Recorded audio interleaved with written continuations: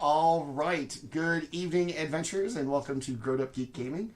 Tonight's presentation of our newest long-term campaign, limited campaign, Dynasty of Dragons. Tonight we present episode 2, a Dynasty Rebuked. It took me a while. I didn't really commit to it. That's what I came up with right before we went live. So episode 2, a Dynasty Rebuked. Before we get to that, we will meet our amazing cast who finds themselves in quite the situation to begin tonight's episode. And quick recap, and then we will jump right in. I'll start. Thank you for watching. Manny at GrowedUpGeek on your social medias, your host and dungeon master this evening. We are here Tuesdays and Wednesday nights, 7 p.m. Eastern Time on twitch.tv/GrowedUpGeek for our two campaigns, Eberron Tranquility's Twilight on Tuesdays, and this amazing show, Dynasty of Dragons, on Wednesday. YouTube videos are available Monday and Tuesday afternoons of the previous week, so you can catch up before the new episode. Now let us meet our amazing cast that we have nicknamed amongst ourselves, the Chaos Crew. If you watched One Shot Wednesdays at all and saw most likely at least one of these people was there for just about every episode. They like to cause me problems, so I decided to put them all together and do this to myself for 6 months. So here we are, episode 2, still with black hair, so we're killing it. Let us start. Who wants to start? Let us start with somebody who is actively investigating the thing going on right now, who has stepped up to examine the eggs. John, tell us about Basall. So quick recap, he's the giant softie in the group, and he's wondering what the fuck all these giant chicken eggs are here for.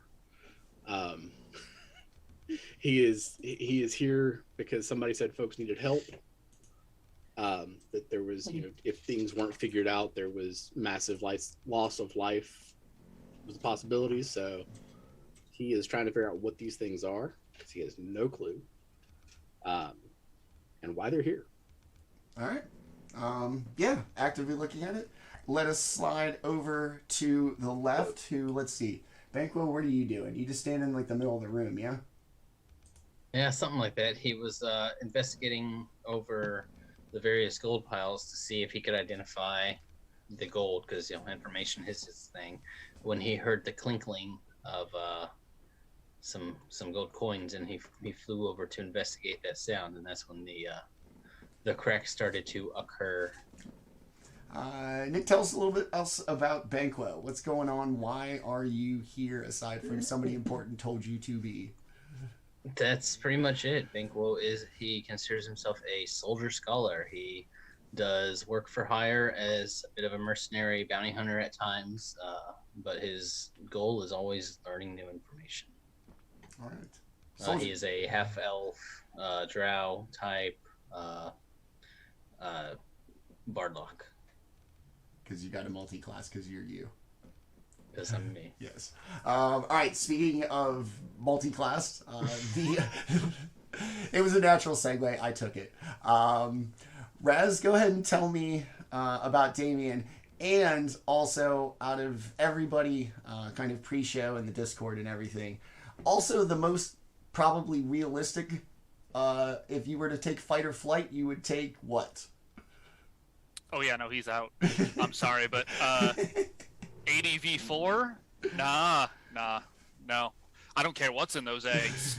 It could be have chickens. Us outnumbered. It could be chickens. Yeah, I'm not sure we could take ADV4 in a fight against chickens. Maybe we'd have to like really a line them up fireball or right. something. Yeah. Like some AoE or something. Otherwise, we getting destroyed. Yeah. Yeah. Spells with 60-foot cones. Here they come. Tell us a little bit about Daemion as well. Yeah, I mean, as of yet, he doesn't have really a personal investment in what's going on, but mercs live and die by their reputation, and so when you get summoned, by name by a group like the Lord's Alliance, you show up, and there was no doubt in his mind he was going to say yes. well, okay, maybe a little bit when we found out they were lying, but you know, it is what it is. I mean, you're already Money's money. You're already here. Yeah. But you might as well. You're already here. You already made the trip. All right, fabulous. Discord amongst management. Cool. I love it. One episode in, we're already fermenting rebellion. Beautiful. You guys are great. All right. Start a union. Yeah. You guys didn't read your orientation materials. Yeah. This is Faerun is an absolute right to work realm. So, all right. Escapism. Last and not least, my escapist fantasy is workers treated well by their employers. Sick fuck. Robin, you seem to have kind of the most personal kind of hook going on right now. A mysterious, seemingly potentially offhand question by Harold, very original name. So, how you feeling in all of this? And tell us a little bit about Tess. Right now, it's full. I've never seen Beautiful Mind. What is described with Beautiful Mind, like there's like a million things are like going through, like how does this connect to this, equations, everything. And he's very much got. I'm gonna keep making pop culture references, I guess, because it's kind of like the Indiana Jones, like gauging if she should take this veil that's in front of her, because it seems important. But there are a lot of eggs here, and it might be time to scramble. No, nobody. I got it. All right.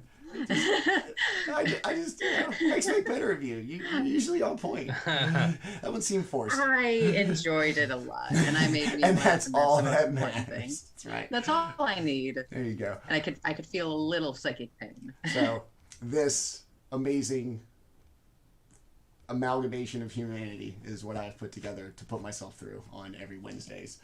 So yeah. All right. So that is our amazing cast. Let's go ahead and stop being kind of illusionary for what we're dealing with here.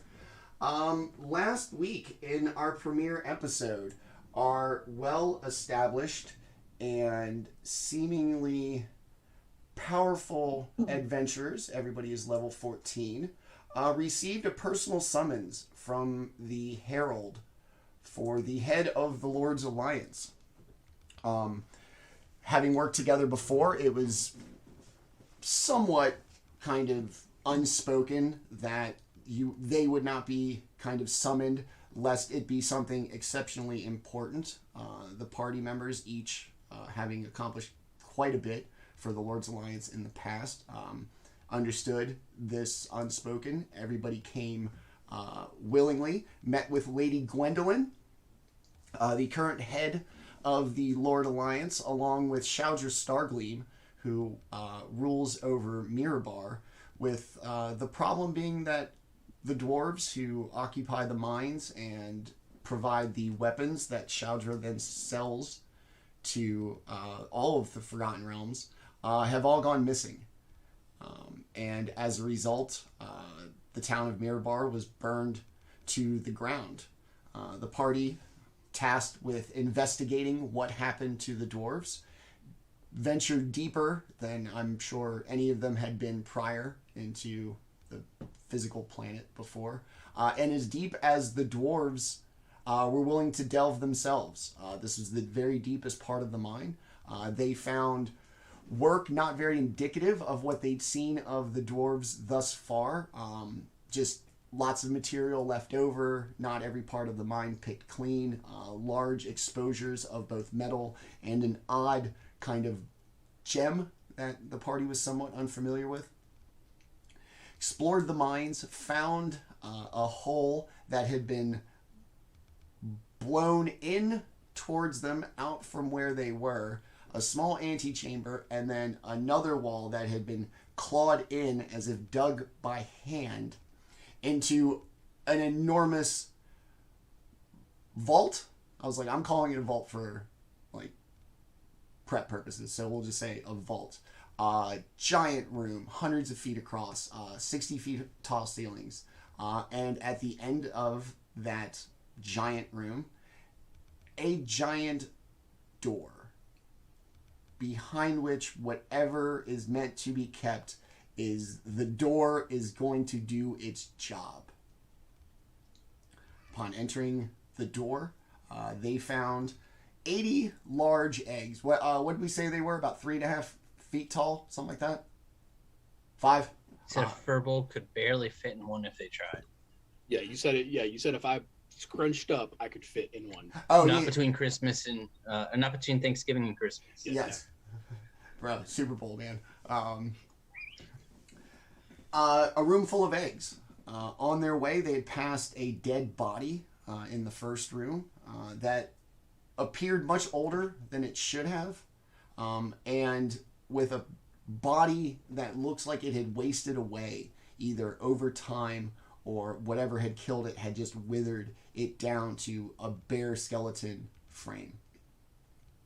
As the party explored the final room in the vault with the eggs, they came across an altar with like a kind of carving bowl that looked like something went in it, a veil made of very fine lead ringlets, a little bit of chainmail, but made of lead, and a gigantic map of the Forgotten Realms with notations at certain points throughout the lands, one of which was above Mirabar, under which the party currently is.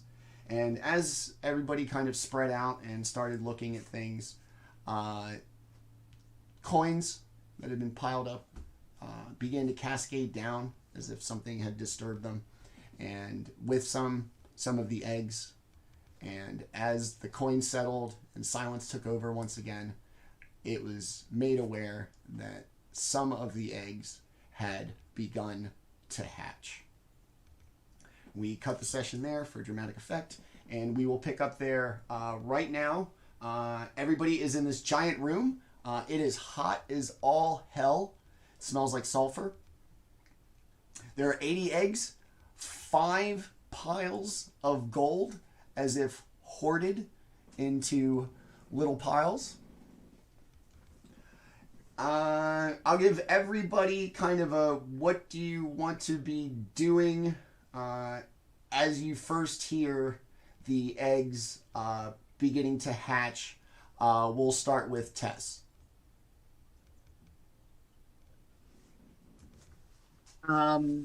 Definitely peering at this veil, just trying to ascertain. You know, she's used a lot of tools. What might the purpose of this one be?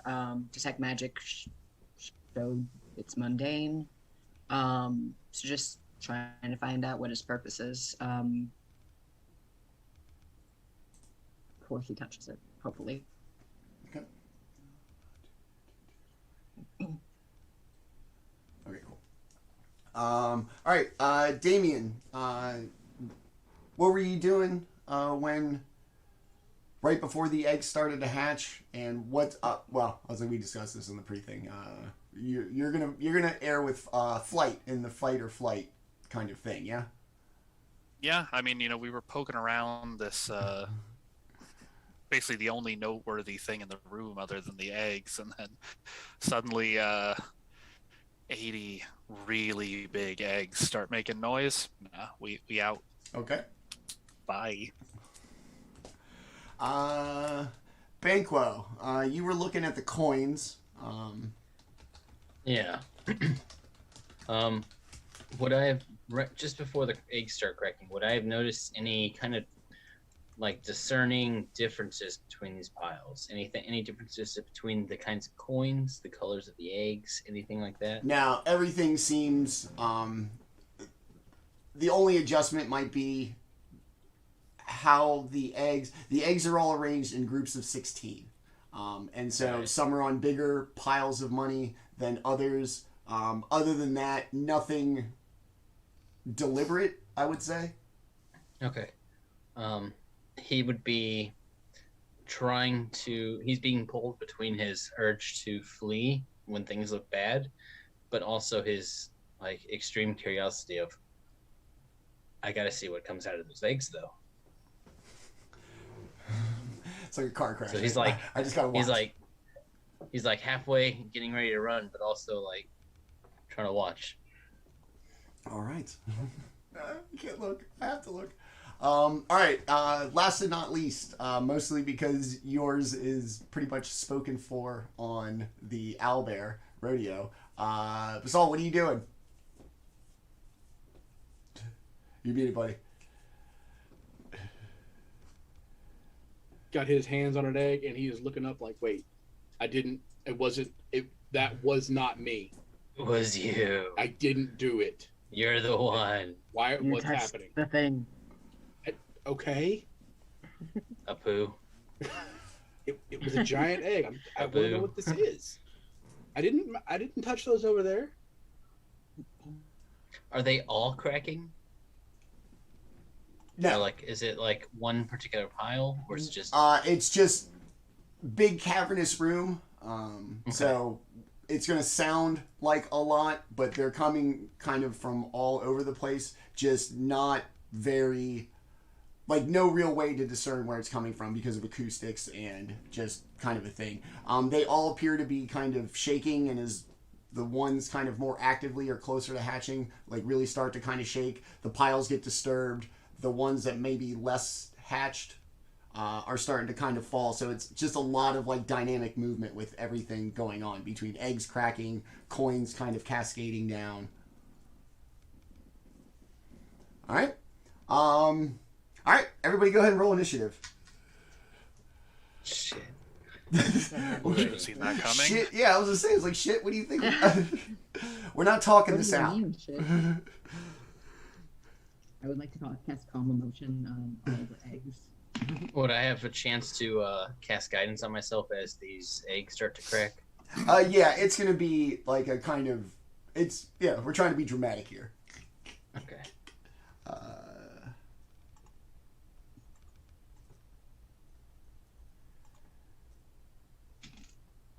All right, Tess. That would be a 17. 17, very nice. Daemion. 10. 10? 10. Okay. Hey, man. Like I said, embodying the dice are portraying the character just as you would. I don't know. Oops. Hey man, a +2 only goes so far. True. Banquo. 16. 16. Very nice. Some of you eager. Basall. 19. And he fucking Ooh. cheated. Ooh, nice. All right. Let's do this. Okay. Tess. Says the non-quandrix. The Nondrix, if you will. The non-drix, there you go. Couldn't be me. 1, 2, 3, 4, 5. 1, 2, 3, 4. Oh, it's just 5. Cool. All right.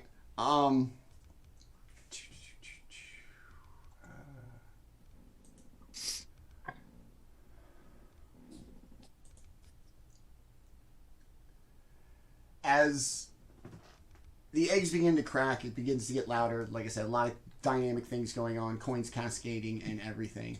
The slight air of sulfur that's just kind of permeated this whole place seems intensified, as if like a huge kind of puff of it entered the room.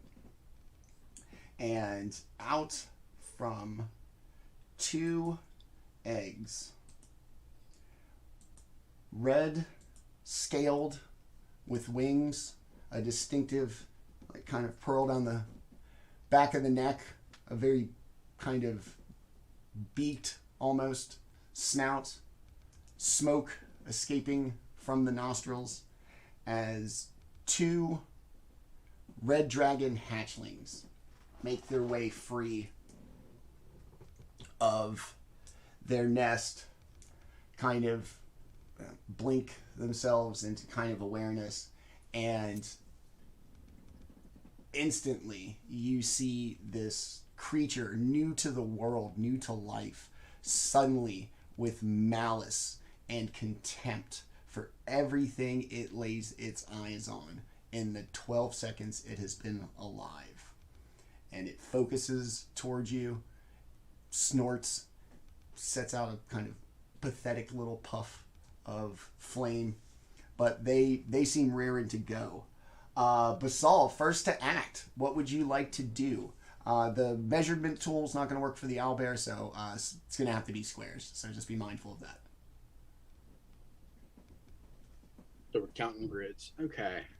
You're about 65 feet away from number 1 by my count. A quick count. So, but we still don't know what these are. So you think he's gonna run up and smack it? 70, 65 or 70, yeah. let's see. Yeah, this is the teddy bear, man. He's going to go probably hug it first. You're going to be all Steve Irwin about it. Oh, look at this I don't know the range. I don't know the range on his presumably animal friendship type spells. Well, it's not animal friendship. It's Or whatever cleric equivalent thereof. let's see. I don't even know where it's at right this second. I'm just gonna take a full movement, Okay. double movement, and move. Big so old 40. dash. So 40 feet. I think that's 40. Oh, good enough. Because there is obviously something there with ill intent. I don't know that it's necessarily bad. They might just be hungry. Feral. Who knows? All right. You're going to take a big old dash to the middle of the room. Is that going to be it for your turn? Yeah, that's it for my turn. Okay. Tess, essentially, if you're still kind of pondering the sheets, I was like trying to... Veil. Okay, cool. I didn't know if I'd use that word. The veil of lead over your right shoulder. You're going to hear the eggs hatching, the sudden waft of sulfur, and the kind of flash of this little attempt at breathing fire from these enormous lizards that just hutched out of these eggs, and they got wings. Would it be, since, to common knowledge, or not a lot of people believe that dragons existed, is it like an arcana check to know, like be able to recognize them? Yeah. Or nature. I think they have the same bonus of both. Let me double check. Yeah, same either way. That's a 28 For nature? This thing... for either. Okay. This thing is... You are positive. It is an organic, living being. Nothing... No magic has made it appear either in this form or in this place. This was a totally natural occurrence. To birth So like an organic hatching. a natural creature. And can I identify like it as what it is? Give me a Up to you. history check. It might be my bad. Or Nate, yeah. What you got a 28? 28, you would know Yeah. that this is a thing, and this is most likely a dragon. There's enough kind of common legend here without getting too deep into like dragon ecology to kind of go, all right, they come from big eggs.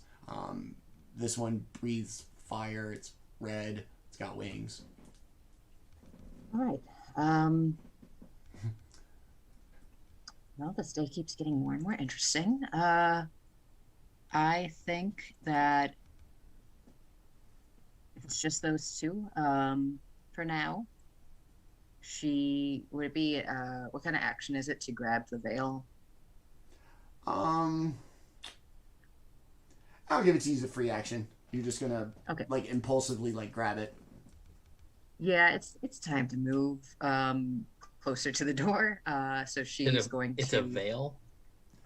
The lead veil that she's been looking at. Oh, right, the chain thing. Yeah, sorry. Yeah.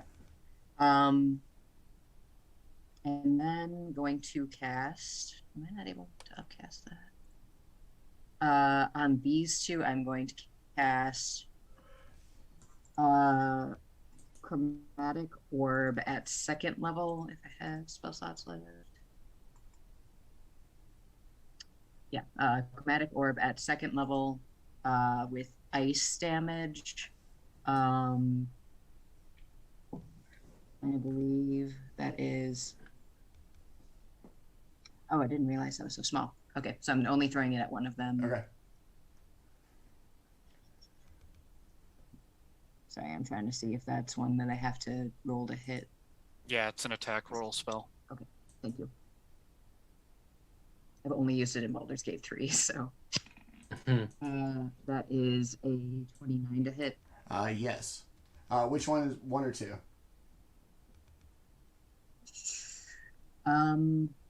Let's do 1 because it's a little bit closer to me. Okay.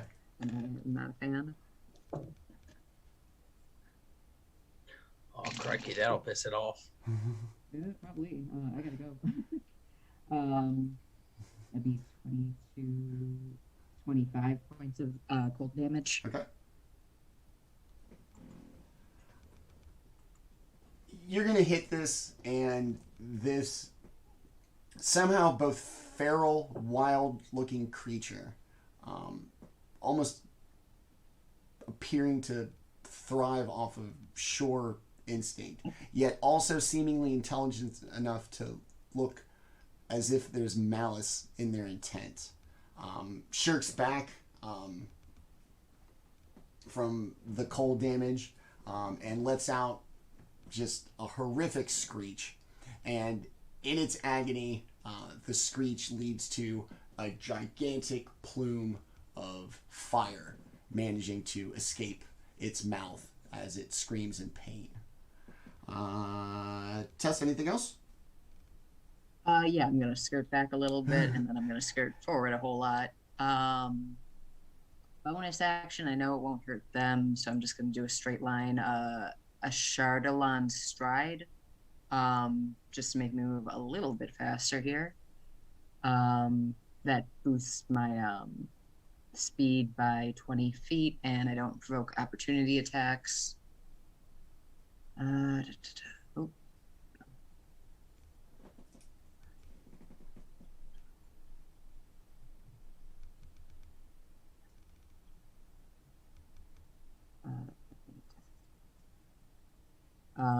So yeah, All right. I'm the heck out of dodge, Oh, and that's my turn. all right.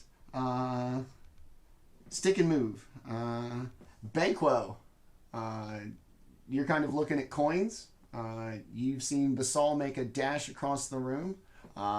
Tess hit with a little frosty and begin to dipsy-do. What do you want to do? Yeah, so as I'm watching all this activity, as my attention is over in this side of the room, I whirl around to see what the excitement's all about, and I nearly shit my pants as I go ahead and, not exactly sure what's going to happen. I will cast Armor of Agathis at 5th level on myself Wow, okay. as a protective magical force will surround me, and I will start running towards the door. I'll look back at I guess forward at Tess and Basall, and kind of like, if they're, I guess they're probably already heading towards the door, but I'll look back at Daemion, just making sure everybody else is also seeming to act like, let's get the fuck out of here, and I will move my ass towards the door, and that will end my turn. If you don't believe me right now, let 3-4 people just get up and start running and see if you don't go with them. Social experiment. Here we go. All right. Little self-protection action and a little GTFO. Got you. The creatures are going to... Too many tabs open. God, we're lined up. Oh no. One of them is going to stretch its wings in like a, kind of attempt to intimidate. Let out a roar. Let a kind of thing. And as it does, it's going to come off the ground a little bit. Do it again. And it is going to take off and fly towards the only thing coming towards it. It's going to land, rear its head back, And I need, it's going to be at least 2 of you. I need Tess and Basall to make dexterity saving throws, please.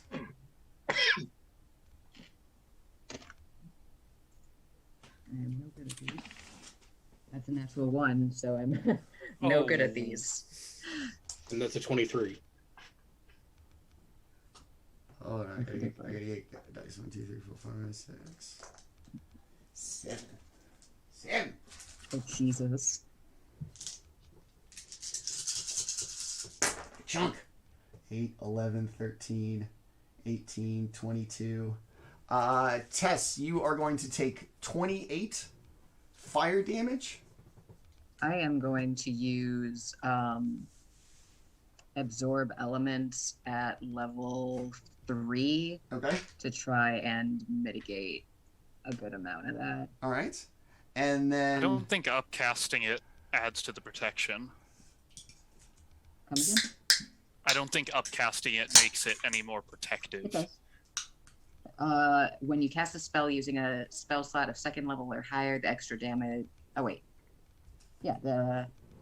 Oh, you're right. Increase the damage you will do. Yeah, you're right. I didn't even know I had that, honestly. So what's the effect for me? I'm sorry to be holding this up. It gives you resistance, yeah. Okay, so I only take half, right? Mm-hmm. Okay, so that's 28 down so to 14, 14, right? and then Basall 14, but I'm pretty sure you probably have some mitigation in there, you little forge cleric. I have fire resistance. Okay, so big ol' 7. All right. The other one, seeing its brother gain this 2 new abilities in the literal seconds that they've been alive, is also going to take flight at something behind.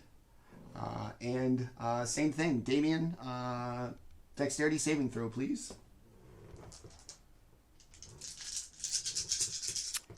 24. Ooh, nailed it.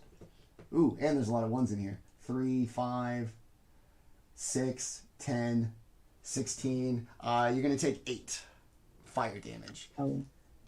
And a Constitution saving throw. As it blasts its first attempt at kind of its natural defense, breathing fire. Daemion, it is your turn, and it would appear as if it has saved you the effort of having to go to it, even though you're team GTFO. Yeah, nah. Quick maths tells me that 80 is more than 4. Right. We out. Confirm. We out. So, figuring that these 2 will not be the last, we want a much better position than surrounded by eggs. So Daemion is going to cast haste on himself. I am quickly getting the fuck out of here. Yeah, no, this is we gone. Good luck, y'all. I'll see you outside. Make haste. And then he is going to move and dash with the extra action granted by haste to here. Nice. That's good. Zoom us out a little bit. And if that dragon makes an attack of opportunity, let me know. Okay. The roll is a 5. That's what it would get if it made the attack roll? If it could reach me Yes, from where it was. Yeah. Okay, so... I'm going to use portent, yes. Okay, it would have. So I will take that 5 as somebody who played a divination wizard. I'll take it as much as I gave it out. All right. So with a little manipulation of the arcane, Tess manages to distract the dragon for a quick moment while Daemion escapes. Just quickly enough before the dragon's instinctual bite comes up empty. All right, that is Daemion's turn. Ooh, we are back up to the top. as Daemion begins to run, everybody seems to be in the process of heading towards the door. More coins begin to kind of shift, and the kind of uneven landscape of the eggs, which were all very nicely arranged when you walked in, started to become all disheveled. Some of them kind of tilted over on their sides.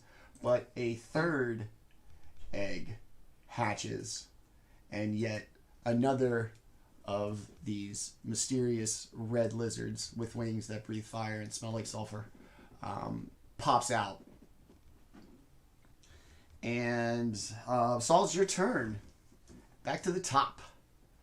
Okay, so shit is obviously bad. So Basall is going to cast Inflict Wounds on the first dragon. Okay, the one that's right up on you? One that's right up on me. Okay. That's a 27 to hit. Yeah, a D10 is nasty too. And it's 6 of them because I'm casting it at 4th level. Ooh. Because we are getting the fuck out of here. Manny, while he's rolling those, quick point of order. If something is once per turn, does it reset at the start of the round or on after I've gone again? If you Once per turn, it can happen once on every single turn. yeah, so Yes, it's like is it a reaction? Is this for portent? portent, yeah. Because portent's not a reaction, but I can only use it once per turn, so I assume I have to wait for my turn to come around again. Yeah, If you use it for the last thing, you can use it for the next thing too. Yeah. Yeah, you used the last one on my turn. Now it's Basall's turn. Mm-hmm. Cool, thank you. So It's like sneak attack. sneak tag. All right. Yeah, go ahead and give me your big chunky number there, buddy. 49 points of damage. Ooh, very nice. Good. As the scales kind of go from this really shiny and new, supple, but kind of gritty leather, they start to wither and fade and even crack, and a couple of them just kind of fall off wholesale into pieces about this big, just as it once again roars in pain, really jetting fire up to like the sky or the ceiling of the vault. Nicely done. What else you got? Let's see. And Tess will say, you can run too if you need to. Trust me. Somebody rolled low for their portent. I rolled real fucking low. I rolled a 1 and a 3 once. I was like, man, wait for Saber suck on me. It's gonna be bad. Yep, it's gonna be rough. Did Tess end up taking damage of any real amount from that? I mean, for her, yes, 14. she's looking pretty singed. Yeah, that's like half her HP. It's not, but I about a mean, quarter. Half-ish. Okay, then I'm going to Single digit fraction. turn and cast Healing Word at 1st level as a bonus action on Tess, which is 1d plus 3. wait, didn't you just cast Inflict Wounds?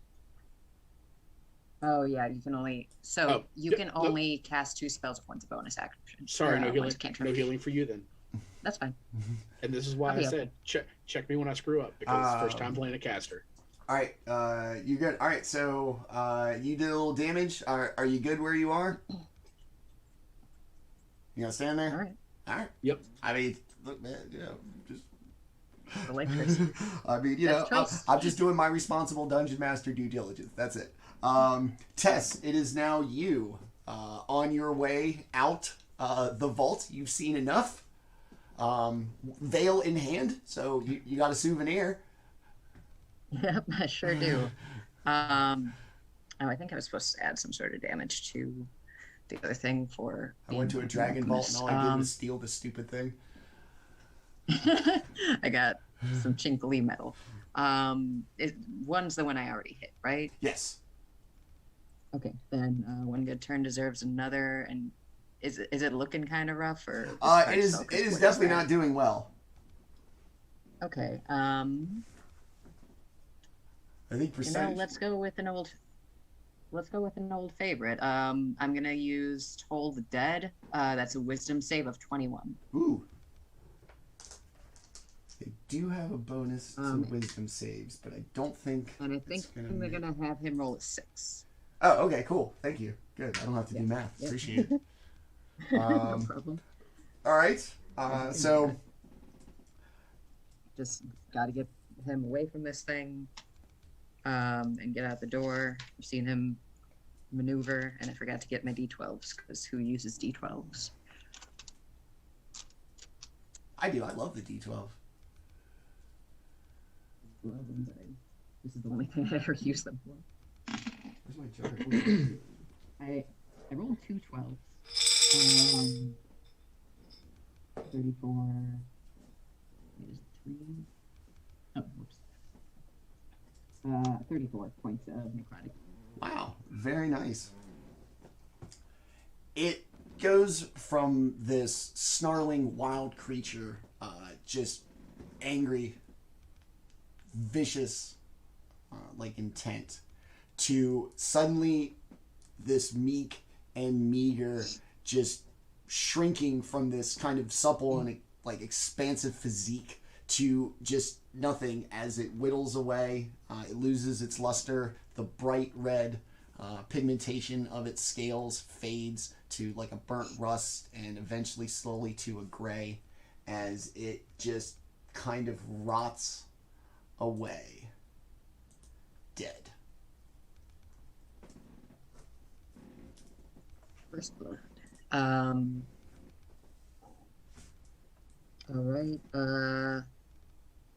I'm gonna cast Healing Word on myself, actually. 2 plus 3 is gonna be 5, but I think that's where I maybe get a bonus.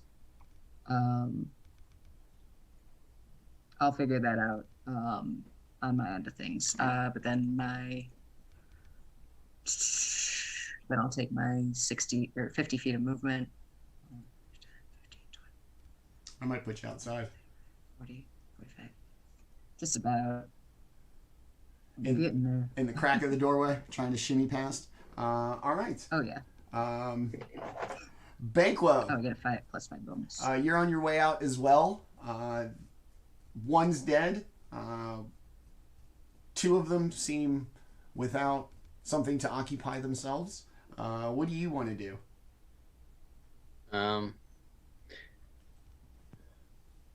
If I was to run this way, you know what? Fuck it. He's panicking and he just wants to get out, so he's not gonna bother trying to stuff his pockets. So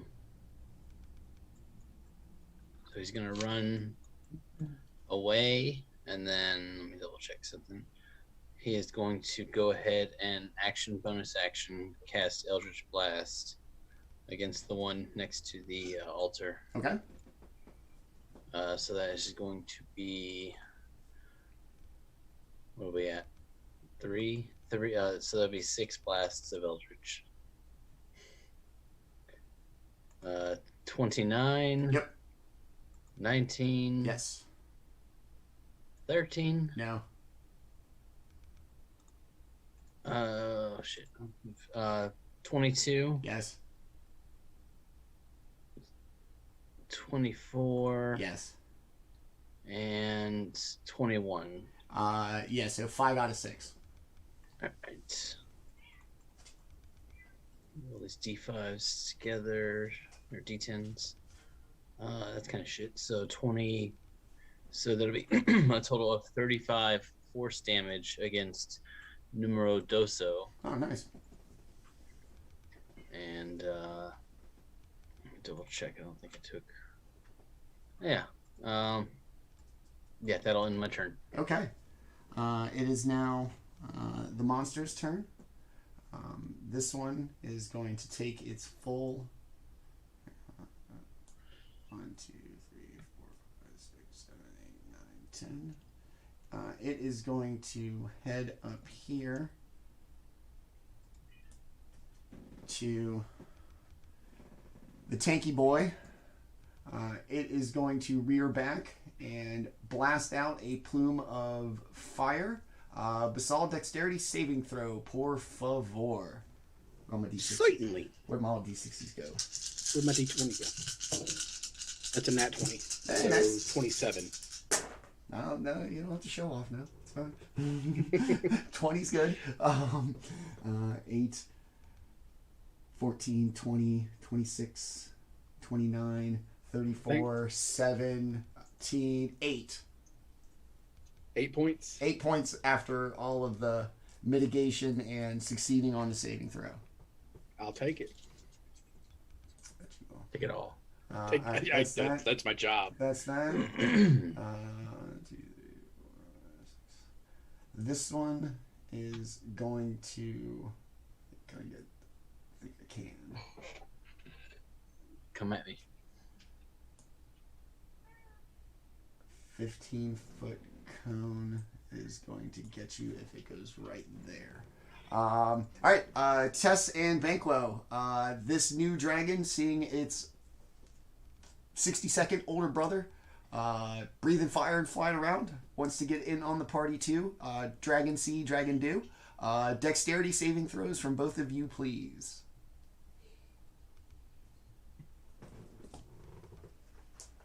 Playing fucking 15.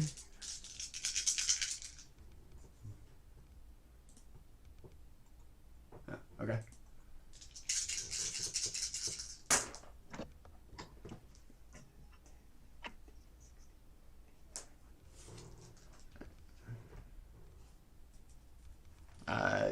Tess, what'd you get?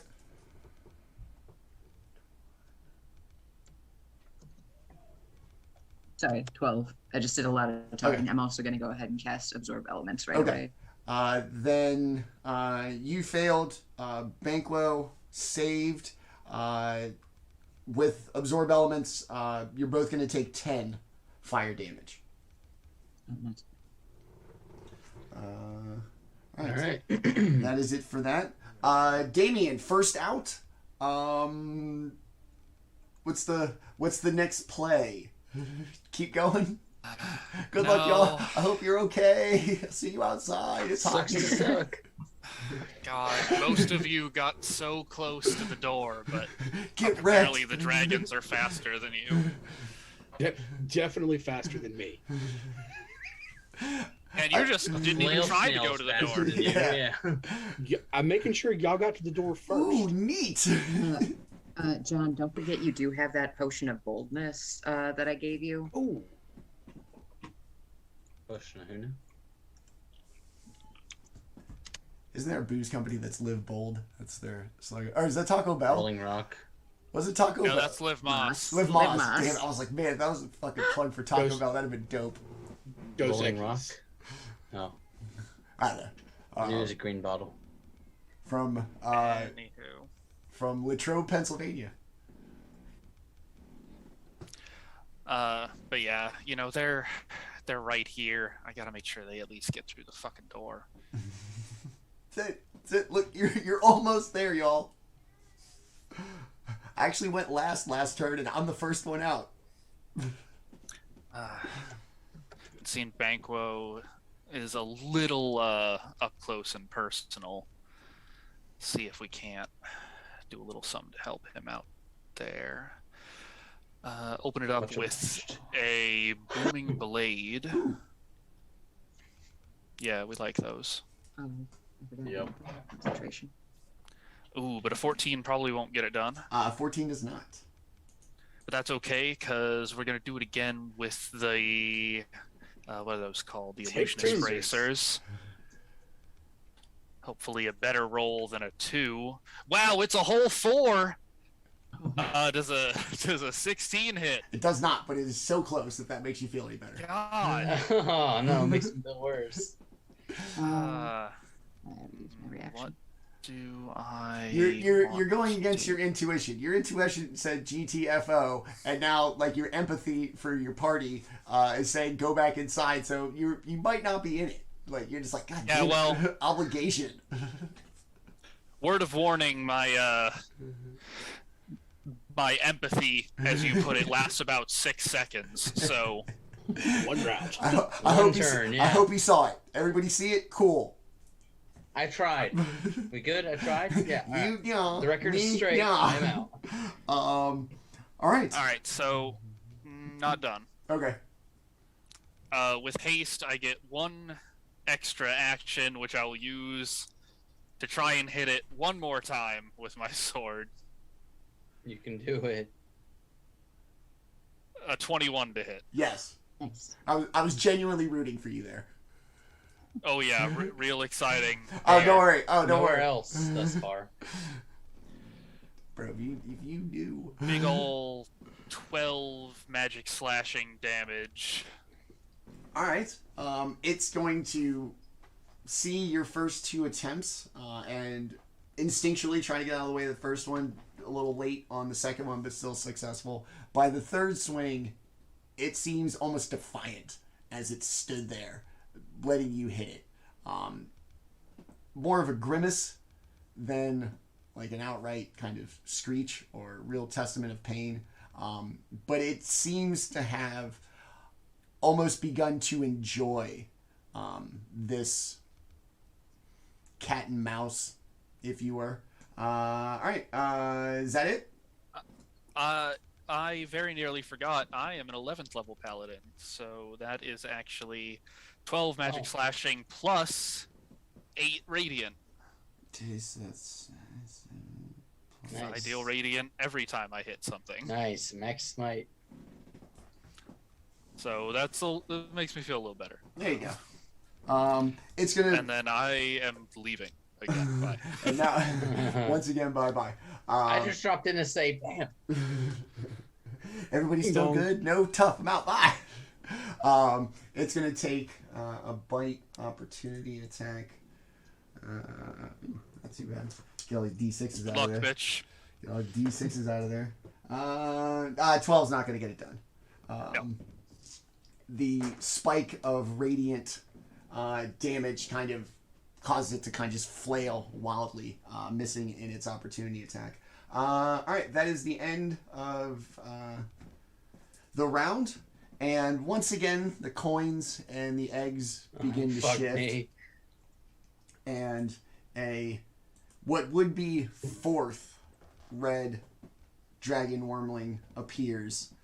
Still just like the rest, but unlike the rest that seem to kind of become acclimated over the course of seconds, this one pops out almost instantly with a sense of purpose and almost callousness, just looking around the room for something not to see, to protect itself or to gather its surroundings, but to look for something to hurt.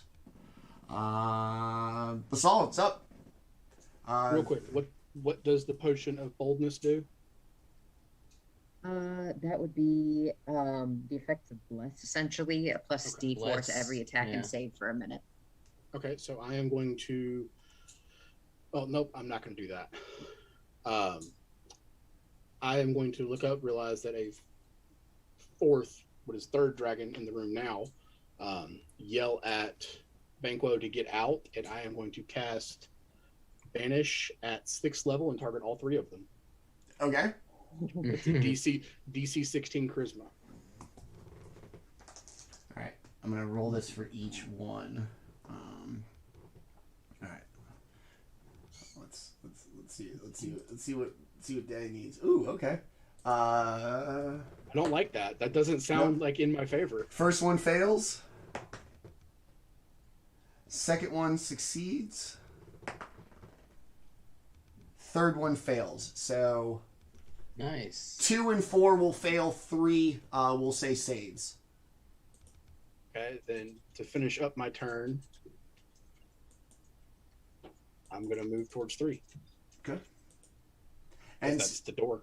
and what's the exact wording on the spell? They're what? Banished to another. Hold on, real quick. See, if If they they're are native from- to the plane yeah, of go ahead. existence, you banish the target to a harmless demi-plane. Okay. The target remains there until the spell ends, at which point the target reappears in the space left or in the nearest unoccupied space. So this is a concentration or up to 1 minute. Okay, cool. There we go. Word. All right. So 2 of them are banished. They'll be the ones with the rings. I don't want to get rid of them, just so you're still mindful that. How long is it? A minute? Yeah. That's not gonna matter. Well, I don't know. You guys might suddenly just turn in and be like, you know what? Fuck this. Let's do this. Let's just sit down and. Yeah, no, not Peace Domain again. We're not doing that. All right, so 2 and 4 with the bans are now banished. 3 still in the way. Thank God for that saving throw. This thing was about to get anticlimactic like shit real quick. And I banished them, and we casually walk out. All right, what else you got? That's it? That's it. Okay, I was like, that was quite the productive round. All right, Tess, situation seems to have improved. Yours more so, as you are literally at the doorstep of getting out of here. Daemion's kind of making sure you're good. Banquo on his way out, a little too invested into the vault upon your arrival. Basall coming up, making his way. Making his way. Thanks, me too. I am going to drop a Shardalon stride so that I don't, because I think the language on that is creatures, so I'm not gonna give these guys around me any more fire damage than they already are getting. And as my action, I'm guessing these guys didn't seem to like cold damage, right? Or did they seem like kind of, yeah, whatever, this is damage? Yeah, it's just damage. That might be a thing they develop later in life. Got it. Then I'm just going to go with. Oh, they were good at that. So I had it all planned out, and then I realized, like, oh yeah, they might not actually have a vulnerability. Let's go with a good old-fashioned guiding bolt into their butts.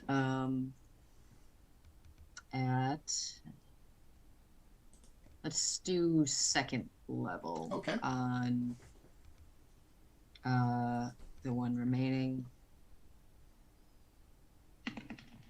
Don't hit Banquo. That is a dirty 20 Yep. to hit. All right, and that is going to be, where am I? 5d6.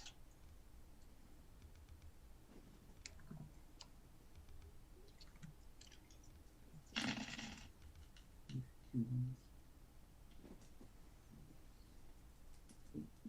14 points of radiant damage.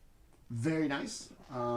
It And, recognizing next- the radiant damage, it's going to kind of hiss, having been hit by Daemion previously. Good. Fair enough. And then the next attack roll made against it has advantage Okay. until the end of my next turn. All right. Who will be that Huckleberry? All right. And then I am gonna just kind of shimmy on out here, keeping kind of Banquo in line of sight, but hopefully getting out of its range. Okay. I love you, but from over here. I can do this from a distance. You do what you gotta do. Thoughts and prayers, homie. Good luck. All right. Speaking of thoughts and prayers, Banquo, you are in the process of getting out of there. This dragon is right up on you. What would you like to do? Yeah, having seen that guiding bolt launched at it and it now having a healthy glow that'll be an easier target, I'll go ahead and cast a booming blade, as my friend just did, and me seeing that it was fairly effective, with advantage. Which I'm means- sorry, the spell I cast was very effective. The one that didn't hit Yeah. I was gonna- either time. It was mood setting. Like, No, Right. yeah, that's right. It didn't hit. it's I thought one charisma of them hit, based. My bad. You did very well. Look how charming I am. So that'll be a 1 elven accuracy rapier attack. Nice. With the pokey? That'll be a 13, 14, 15. So that'll be a 25 to hit. Yes. for 21 total magical piercing, and thunder damage. All right, very nice. And then he will do it again, this time without the advantage. With his similar bracers. 28 for 10 plus 16, so for another 26 piercing and thunder damage. Nice. So you're just lunge at it, pierce at it, and this once like defiant and almost like just one to show off creature like starts to recoil. Just the between all of the cumulative injuries it suffered as the only dragon remaining at this time. Yeah, it's not looking good. All right. That's it. And then I will use my movement to also skedaddle. Okay. 15, 20, 25, 30. Fuck, man. And I believe it used its reaction to make a bite swipe on Daemion, so I feel emboldened to be able to run away. It does, and it misses. It just barely standing. Hadn't it already used its reaction? Oh. Yeah. Oh, yeah, that's what I say. I felt. Oh yeah. I forget. Okay, I got it. Yeah. I forget where we are in initiative, other than like in rounds. Okay, good. Yeah. So it's just gonna stand there and writhe in pain as it continues to dwindle. Exceptionally. All right. It is going to turn around, kind of back up against the door here, and hold its position, blocking any potential escape without having to deal with it first. That's great for that. Daemion, just inside, just kind of behind the left flank of the dragon as it kind of stands there, almost like perched, like a sentinel. What would you like to do? Stab it in the butt. I was about to say, that's balls. It moved 10 feet and stood there menacingly. Nah, all right, fine. I'll unblock the door myself. Fuck. I'll do it myself. No, I don't want to do that. I just want to do this the boring way. Yeah, let's see if my spells are any more effective this time, Nick. Let's see. Booming Blade number 1. Yeah, 19 on the die will do something. All right. That is a happier number. Let's see. So it's 12 and so 19 plus some radiant. Not bad. 25 of various types of damage. Go ahead and describe for me your booming blade and how it fells this once angry and defiant creature. I mean, it didn't even seem to pay me any mind, and man, I get that I missed a couple times, but damn. that was not all right. So yeah, I just came up next to him like, really? Boom! Uncool, bro. Uncool. What am I, chopped liver? Wow, that's what you get. Fucking Trinity style, dodge this. Dodge bro. this. Parry this, you filthy casual. Yeah. All right. Very, very, very well done in this kind of in and out approach to your offense. Anything else? I mean, getting yes, I got him. Yeah, I got him with the first one. Getting the fuck out. All right. I guess I'll use my bonus action to harness divine power and get my my spell slot back. Don't forget your hasted action.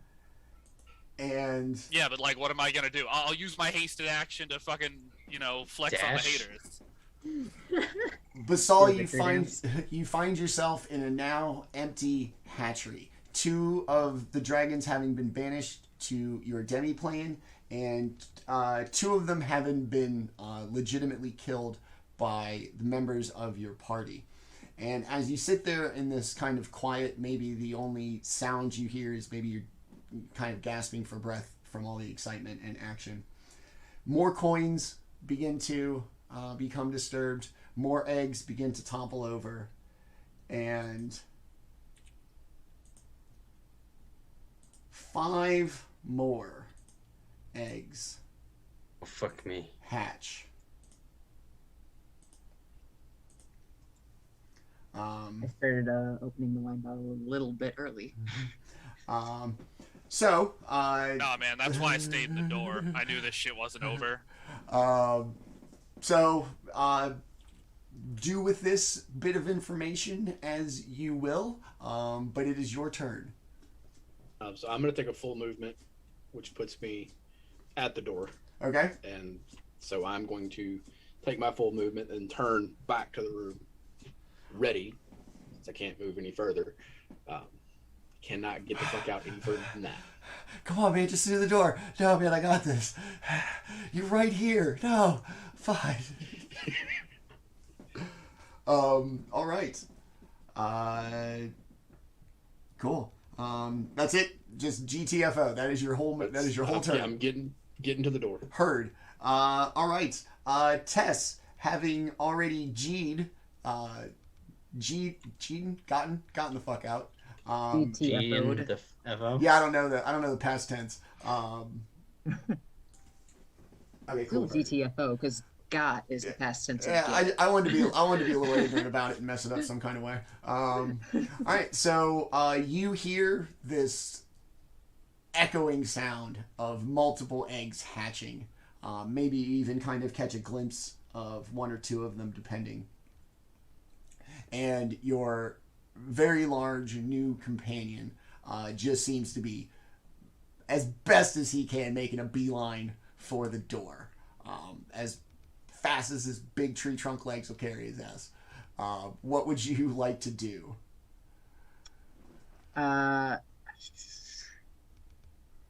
Leaning heavily on Arcane right now, kind of panting, because zooming with the spell isn't necessarily easier. Are we fighting, or are we getting this thing shut once he's out? Oh no, I'm closing the door. I started closing the door before he got out. Like, Because I Left just enough room for me to squeeze in. That's why you didn't get out. Like, dude, you closed it too far. No. I love you. We'll speak highly of you. Good luck. We'll All sing right, songs so- about your sacrifice.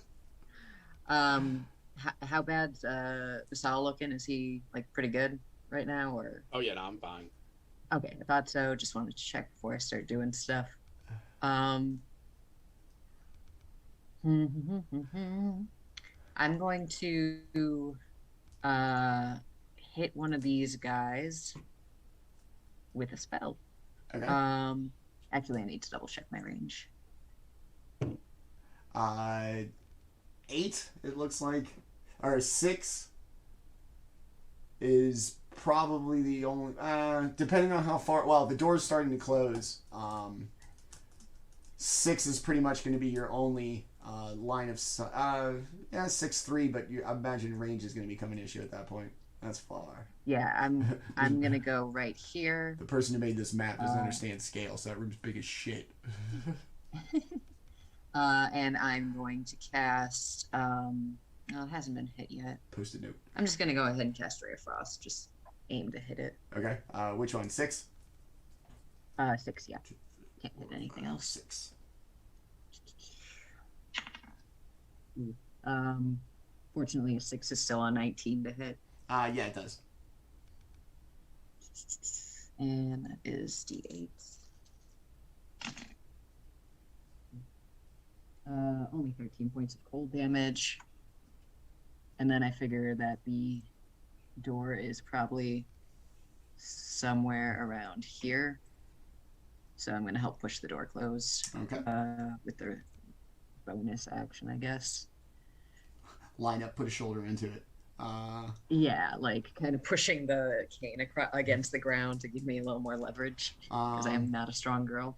All right, fabulous. Banquo, having successfully escaped. Yeah. So just before the door closes, he will run off the side so he can look in, and he will cast into there a hypnotic pattern. Okay. It's not going to hit anybody yet, but it will still be there when the door closes, and anybody that walks into it will need to make a wisdom saving throw, DC 18. What does it? Is there like a physical appearance? Yeah, so you create a twisting pattern of colors that weaves through the air inside a 30-foot cube within range. Okay. So I'm gonna flavor this as he holds up his panpipes, just plays a quick, and this Plays a what? just kind I didn't catch of that. light. It's light that makes noise. Just starts swirling inside that cube. Okay. Migraine. It And only he'll happens for like a couple seconds. Like it says it appears and then it vanishes. Oh, okay. That's concentration up to a minute. okay. Yeah, each creature in the area who sees the pattern must make the throw. It's not something they can move into. Oh, you're right. Well, I have wasted the spell then. So Lots of flash and pomp and circumstance, really lighten up, accentuating your exit from this vault. Yeah, he lights up a 6-second rave as we're leaving. Like, yeah. We're out of here.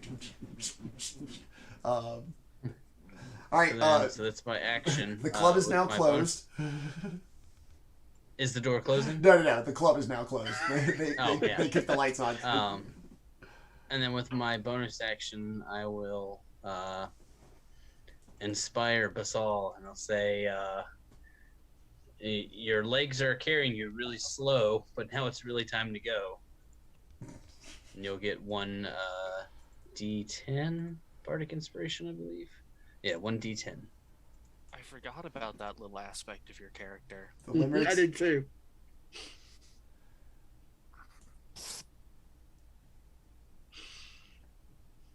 All right. And then I'll move my speed away. That'll end my turn. You're no longer in frame. All right. That's how much I'm getting out of here. All right. It is dragon time. They are going to fly up, and despite seeing the door closing, they all stop short. Stand there like lions having cornered prey. Saul, you can almost swear that you see the creature smiling almost, kind of nestling in like a cat about to pounce, and almost in unison as if one creature, they all rear back and blast fire breath on you. I'm going to need you to make 3 dexterity savings throws, please. Nice. Who? Basall. 22 Ooh, hold on. 15-foot cone. 1. Nope. But the door's almost shut, so it's and plus you're going to be good because they're in... Yes. So you're good. Just Basall. 3. So, John, you are close enough to me now to receive my the aura. +5 aura bonus. Oh, nice. Okay, so it's just a +5 to everything I roll. Just your saving throws. Yeah, that's what I meant. Yeah. Okay, then that makes the first one a 27. Okay. That makes the second one a 19. Yep. And the last one a 29. Okay. 3, 7, 8, 13, 19.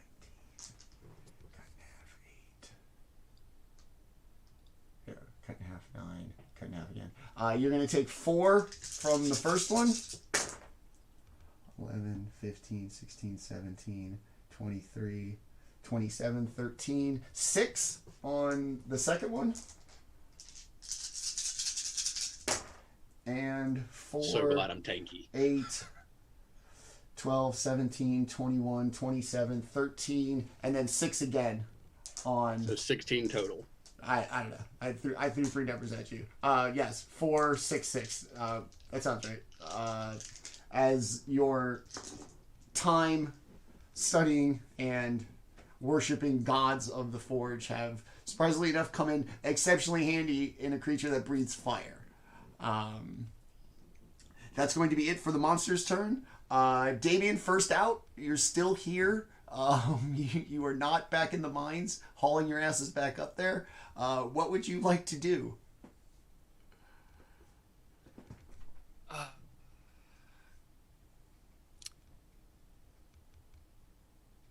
Nah, I ain't go back in that room. Not happening. I'm going to tap Basall on the shoulder. Hey, buddy, you're next. So just scoot your little ass out here and let's go. That could work.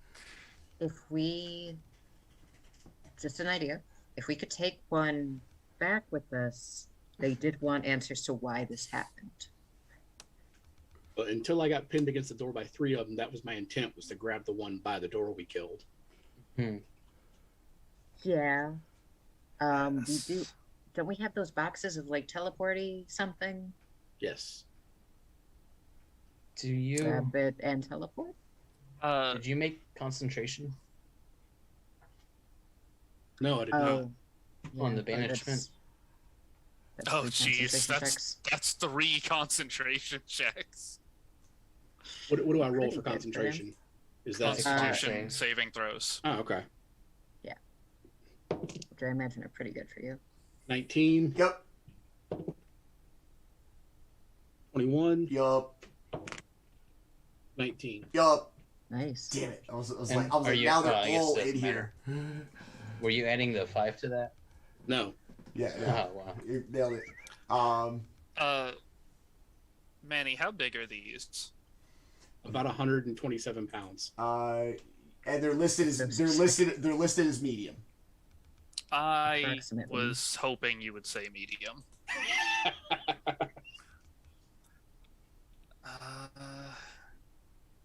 Do we upcast? Yeah, we'll make it 2nd level for fun. All right, so in an attempt to clear these things away from Basall and get us the fuck out of this room, he's going to step forward and hit those 3 up front with a thunder wave at 2nd level. Very nice. DC 18 con save. All right. We're gonna roll them from left to right, so 7, 6, and 5 in that order. What is it? DC 18 con. Ooh. Okay. 18 for the first one, 22 for the second, Figures. and a 6 for the last one.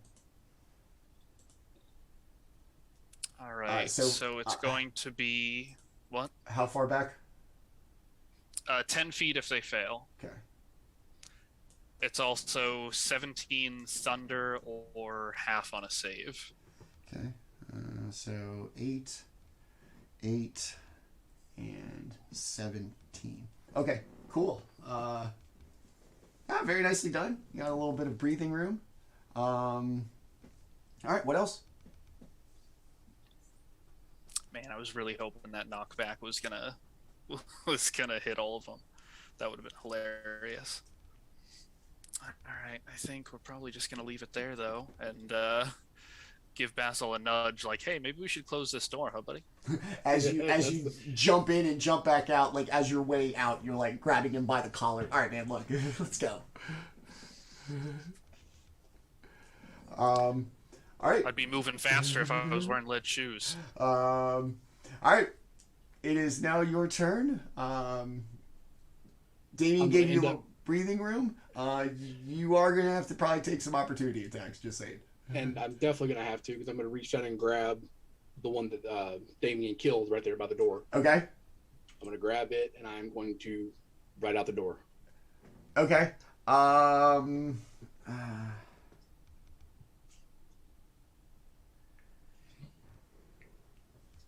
give me an athletics check to see if you can drag this kind of big thing, and then I'll make my opportunity attacks. 20. Does your aura affect me where I'm at doing an athletics check? No. Saving throw. It wouldn't help with an athletics anyway. Okay, that's fine. I just curious. I didn't know. 24. Yeah, saving throws and skill checks are totally different. Yeah. Manny, on the 24, can you roll that again with just rolling it as disadvantage? I'm going to use silvery barbs. Okay, then definitely gonna fail on the first one, or miss on the first one. And I got an 18 on the athletics check. Okay. All right. Tess, do your thing. Is that doing anything right now, or is that next round? So silvery barbs, the triggering creature must re-roll the d20 and use the lower roll, and then I'm gonna choose. I'm gonna choose Daemion. He has advantage on the next attack roll, ability check, or a saving throw he makes within 1 minute. Okay.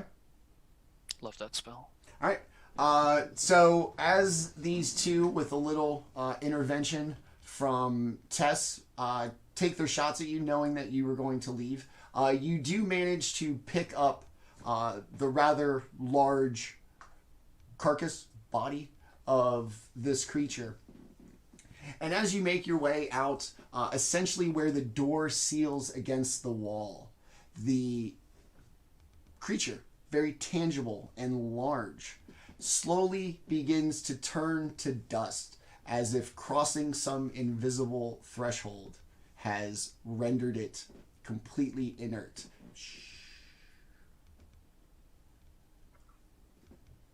Uh-huh. It didn't work.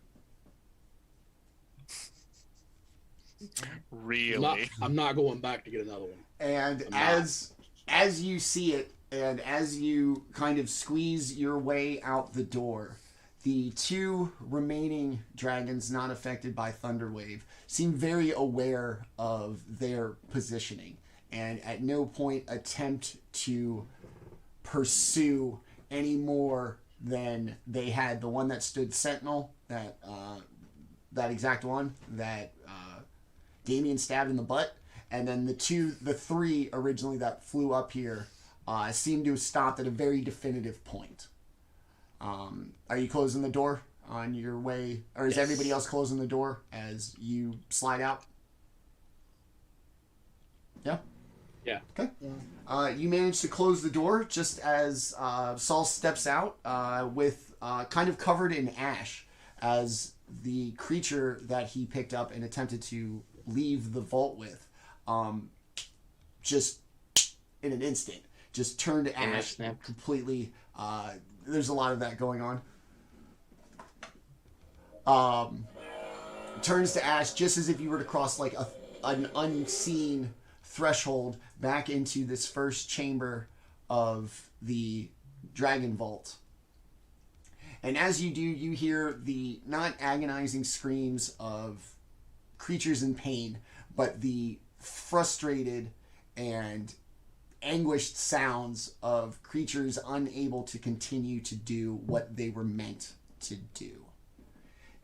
We will say we are resolved from initiative. Everybody is back out into the larger chamber of the vault. And on that note, we will take our break. Everybody survived. For the record, when I asked how many before, the answer was 9. Was going to be the final answer. That was all of them.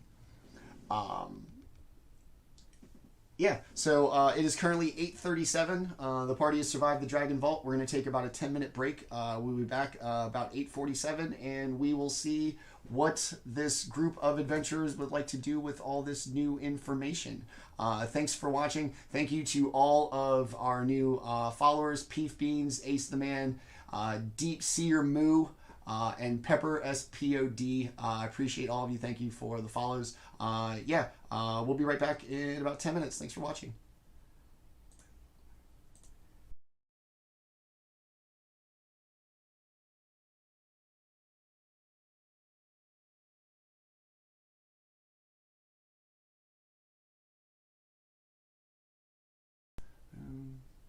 I forgot about my artificer shit. All right, we are back from our break. The party has escaped, I think is a fair word, from the Dragon Vault, now that I can use that at the table. That's what I've been using conceptually for writing this behind the scenes. You have managed to escape the Dragon Vault, or the Red Dragon Hatchery, which is essentially what that was.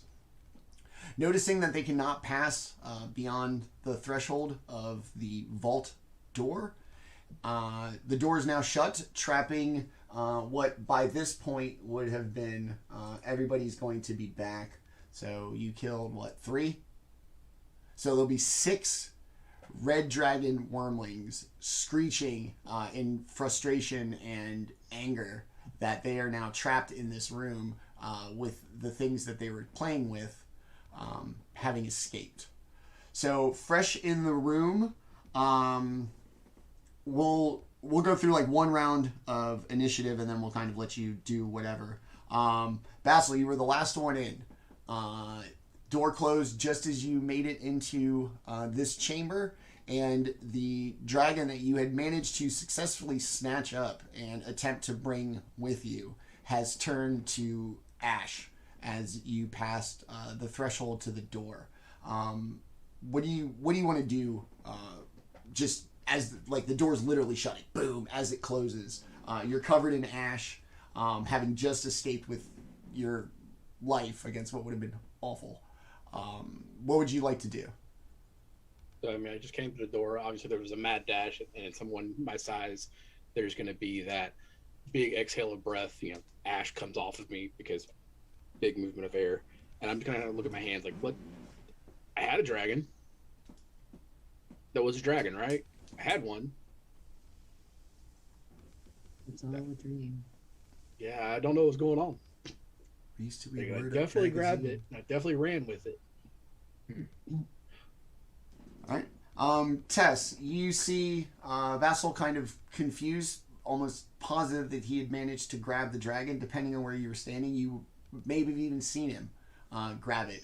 And in his narrow escape, as you and at least Daemion, only Daemion because Banquo was still like leaving, managed to close the door. You see him standing there confused. What do you do? What are you thinking right now after this encounter that you have now escaped from? Wow. Is the first thought. Second thought is to quickly check and see if there's still anything in my hand that was holding the veil. The veil is. The reveal is day. Same weight, same everything. Depending on what you did between the time. Did you have it in your hand the whole time? Yeah, I had it in one hand with the cane in the other, kind of like tucking it into my belt to cast, but pulling it out again right away to just make sure it was there. I don't want it to fall while I'm running. Okay. Yeah, still there. Looks exactly the same. Yeah, everything is everything. You managed to hold on to it throughout that whole escape, and it's still in your hand. And I don't know the integrity of this door, so I'm going to use my movement to go 5, 10, 15, 20, 25, 30 right here, and ready in action to cast a spell if anything starts like burrowing through the vault door or anything. Okay. Trying to burn a hole through it. And I think just because I'm not positive that this is over, I don't know exactly what their capabilities are going to be. I'm going to use a healing word on myself. Okay. Or is anyone looking worse off than I am? Not possible. Fight me. I was thinking the same thing, and full health. Same emotional impact, but not mean. That's what I was shooting for. I have taken psychic damage from you all being mean to me. So that's going to be 1d4 plus 10. Emotional damage. All right. Welcome Tess to being looks, the DM of the show. like, Tess looks absolutely fine now. I'm good. Merely flesh wound. All right. So you're Black Knighting it up. You're good. Banquo. I don't even know if you've turned your back since you got out of the vault, or if you were just I will now. Forrest Gump, like, just getting your ass out Just of there. kept going. Well, that's what he was starting to do, but once he heard the vault shut, he'll turn around and kind of give a second to see if it's kind of safe, and as he's catching his breath, he'll say to the party, Did it look like they stopped at the door? I think I was on the wrong side of the door to see. I mean, Just bef- were you expecting them to phase through it? No, I was expecting them to run through it while you guys were still closing it, but it seemed like they stopped of their own volition before the door closed. Huh. And they phase through things. It's been so long since I've heard my grandfather's tales about the mystical dragons that I never thought would have been real, or that I never thought I would have seen for sure. All I know is let's get the hell out of here. It seemed to me they were just trying to chase us out of their nest, or what have you. Can I roll an insight on the dragons real quick? Yeah, or nature. That's pretty good, but I don't think that my wisdom can back it up. I mean, he gave you the option of nature. Oh yeah, you're right. Yeah. That would be a 26. And just kind of like, were they chasing us out or were they messing with us?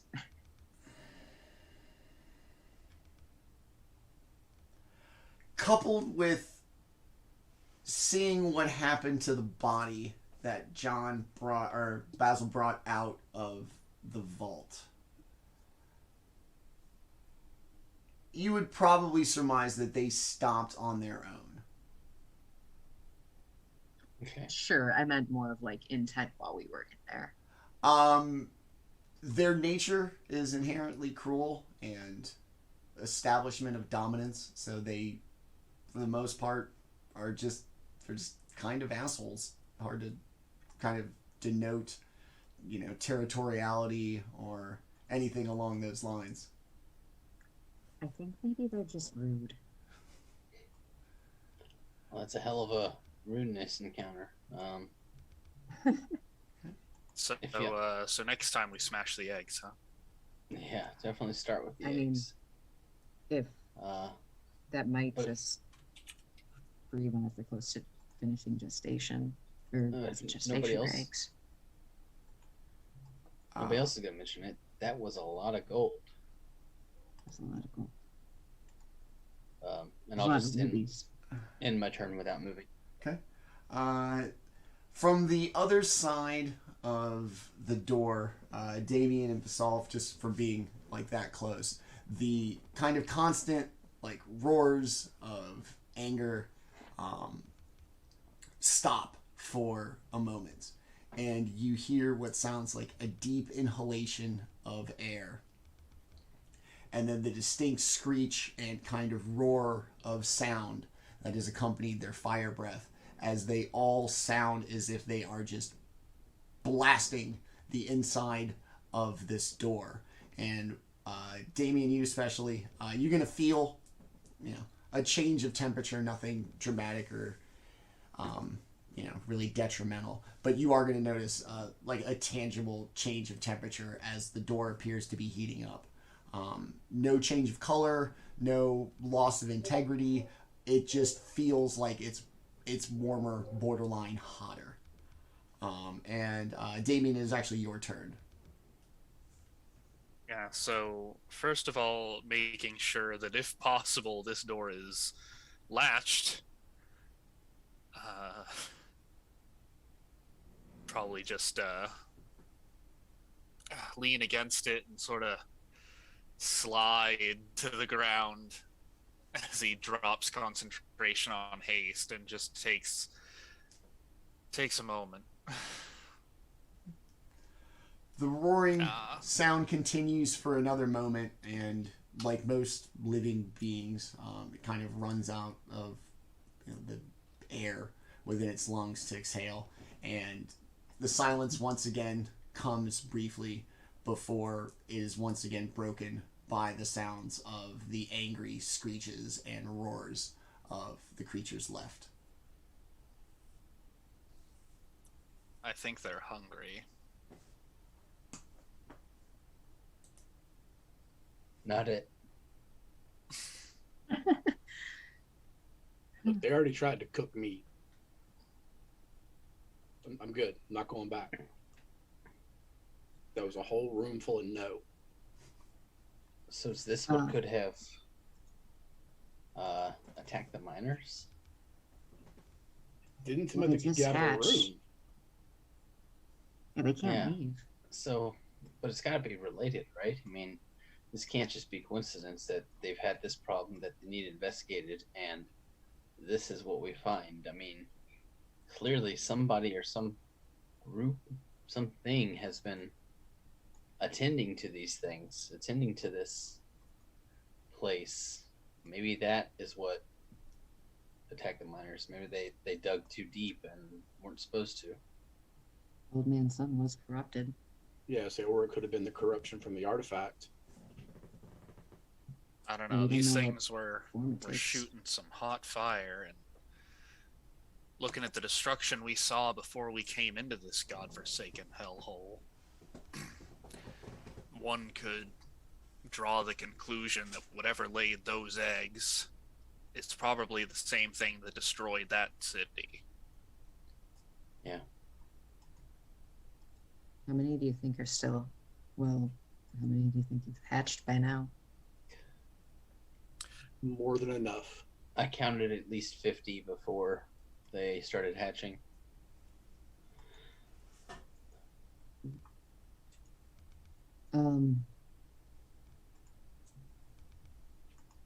So, uncomfortable question. Well, actually, can Tes'serana make some kind of like artificery check to be like, this is what the door is made of, and it's probably going to hold up versus fire versus Sure. like, oh no. Sure. What's that? Almost anybody with probably smith tools. I imagine there's like a metallurgy probably component to that. Who would, just for their own curiosity, be curious about the capabilities of the door. Considering I'm practically sitting on it. Hey, is this thing safe? So that It would is be a safe. this inspection with or investigation with advantage because of your tools. Yeah. Like I said, I'm Well, tools are their own. but like thing. I said, I would equate it with, like I said, there's probably some metallurgy component to smithing. So what are we rolling here? Probably Investigation. intelligence with proficiency if you have tools. Or if you have tool proficiency, you would probably add your proficiency bonus to a regular intelligence check. I'm just trying to think of how people do it with thieves' tools. It's usually a dexterity check Yeah. where you get to add your bonus. You pick a stat, you pick a reason someone might be proficient. That's it. Yeah. So what reason? Thanks for all the Thanks for all the help, Wizards of the Coast. Preach. You can give me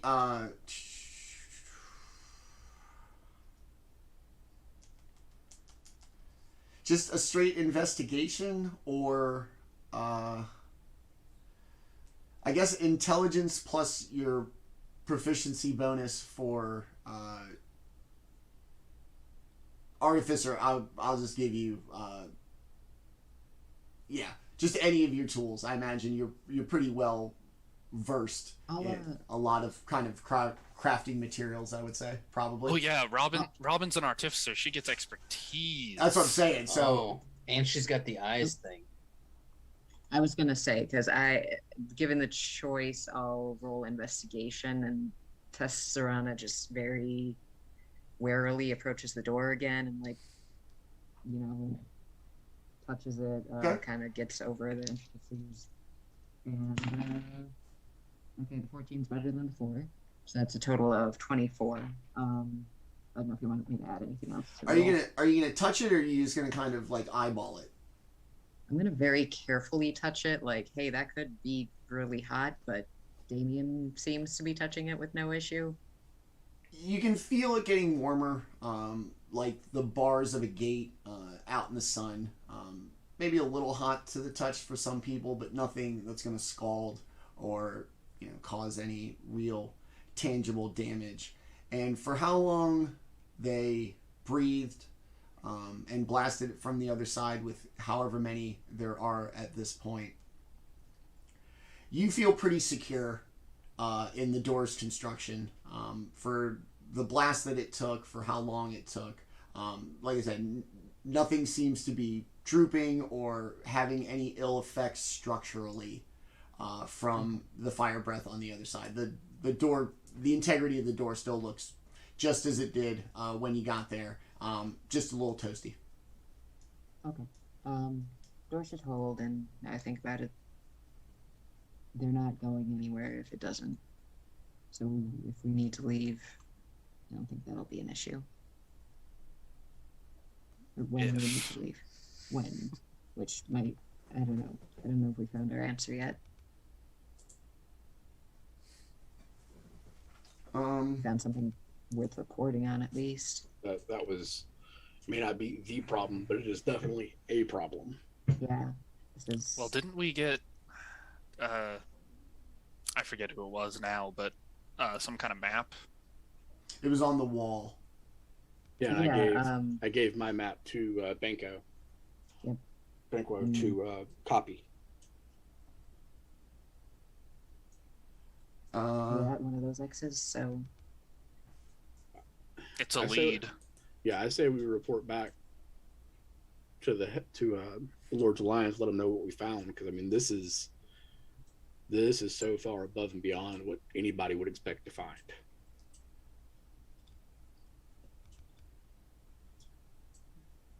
Can't help but feel like there might be more answers here, but we can always come back, right? Right. All right.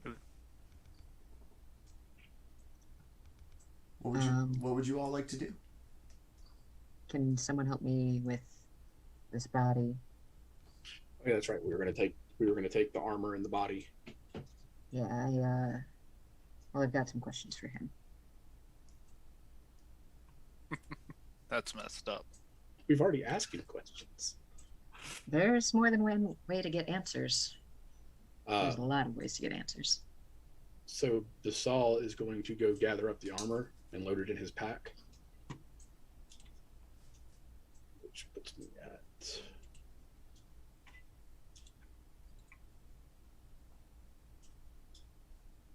There's no way just to add. Well, that's stupid. What do you mean? I was just going to, because he said the armor weighed 100 pounds. It's heavy. Yeah. And I was just going to tack 100 pounds onto my what I'm carrying, but... Ugh. You can just slap a set of armor in there and change the weight. Oh, okay. Yeah. And then, so the body, I got the armor part. You're gonna what? Carry the body? Well, we have like they implied that the box teleports us, right? Yeah, the gift of Gwendolyn. Yeah. That's right. Yeah. So my only thing is that I don't know if I just like held on to it, if it would come with me. I guess could I do some kind of like an Arcana check to kind of determine how teleportation usually interacts with a corpse? Like, is it an object at that point? Just have to wear it. I thought they smelled bad on the outside. Hold on. Let me look it up here.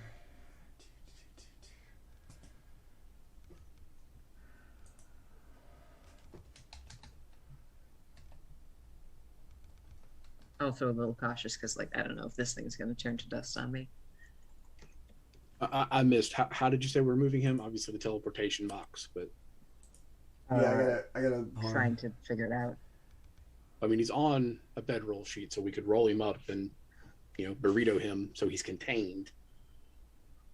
That way, if he doesn't, Rolling creatures or a single object that you can see within range do a dusting. Well, because it like takes the belongings of each creature with it too. So I guess that's where I'm like, this is weird. Asking the dumb, complicated questions. well, I mean, if it uses Harold's teleport, everything we touched came with us when she teleported us. So You trying Yeah. to treat the corpse as a belonging? This is my corpse now. It's mine I'm unless holding somebody on to else it. wants it. No bags of holding among us, huh? Possession. Uh, Possession If we 9/10 rest, I of the can get a law. bag It's holding. mine. My corpse. Yeah, I'm not resting on the side of this door. You're You want to rest on the other side of the door? you're everything else is on the other side of that door, I so want to rest on the upside of this door. your knowledge of magic would say that it would be considered an object if you can carry it. and that's where I was kind of like, hey, I can't. Probably. I can. All right. I appreciate it, buddy. Pack mule. All right. So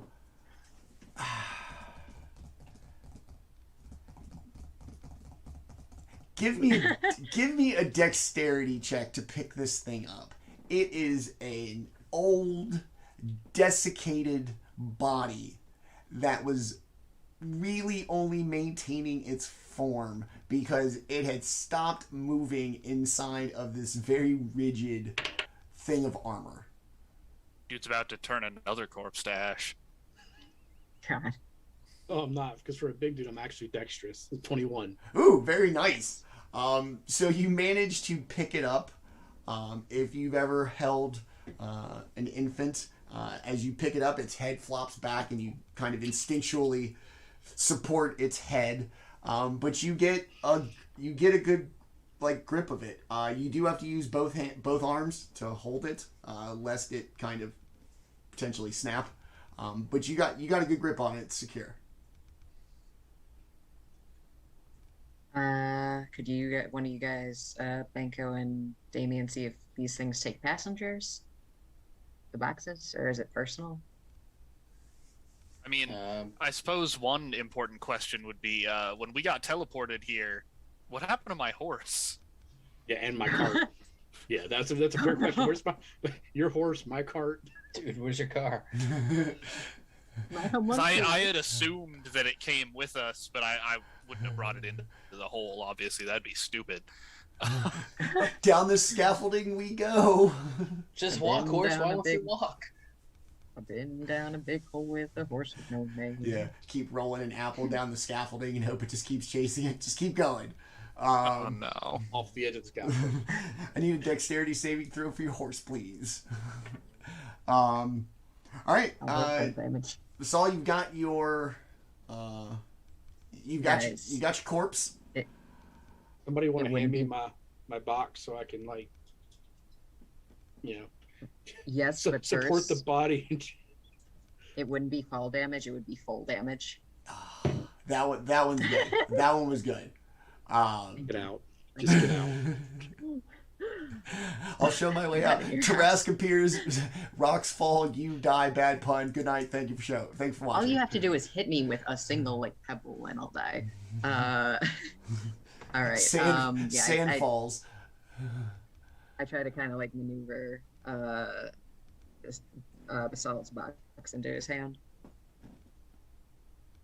So he Phrasing. can like kind of It's fine. have the legs rested like here and the box in his hand, maybe. All right.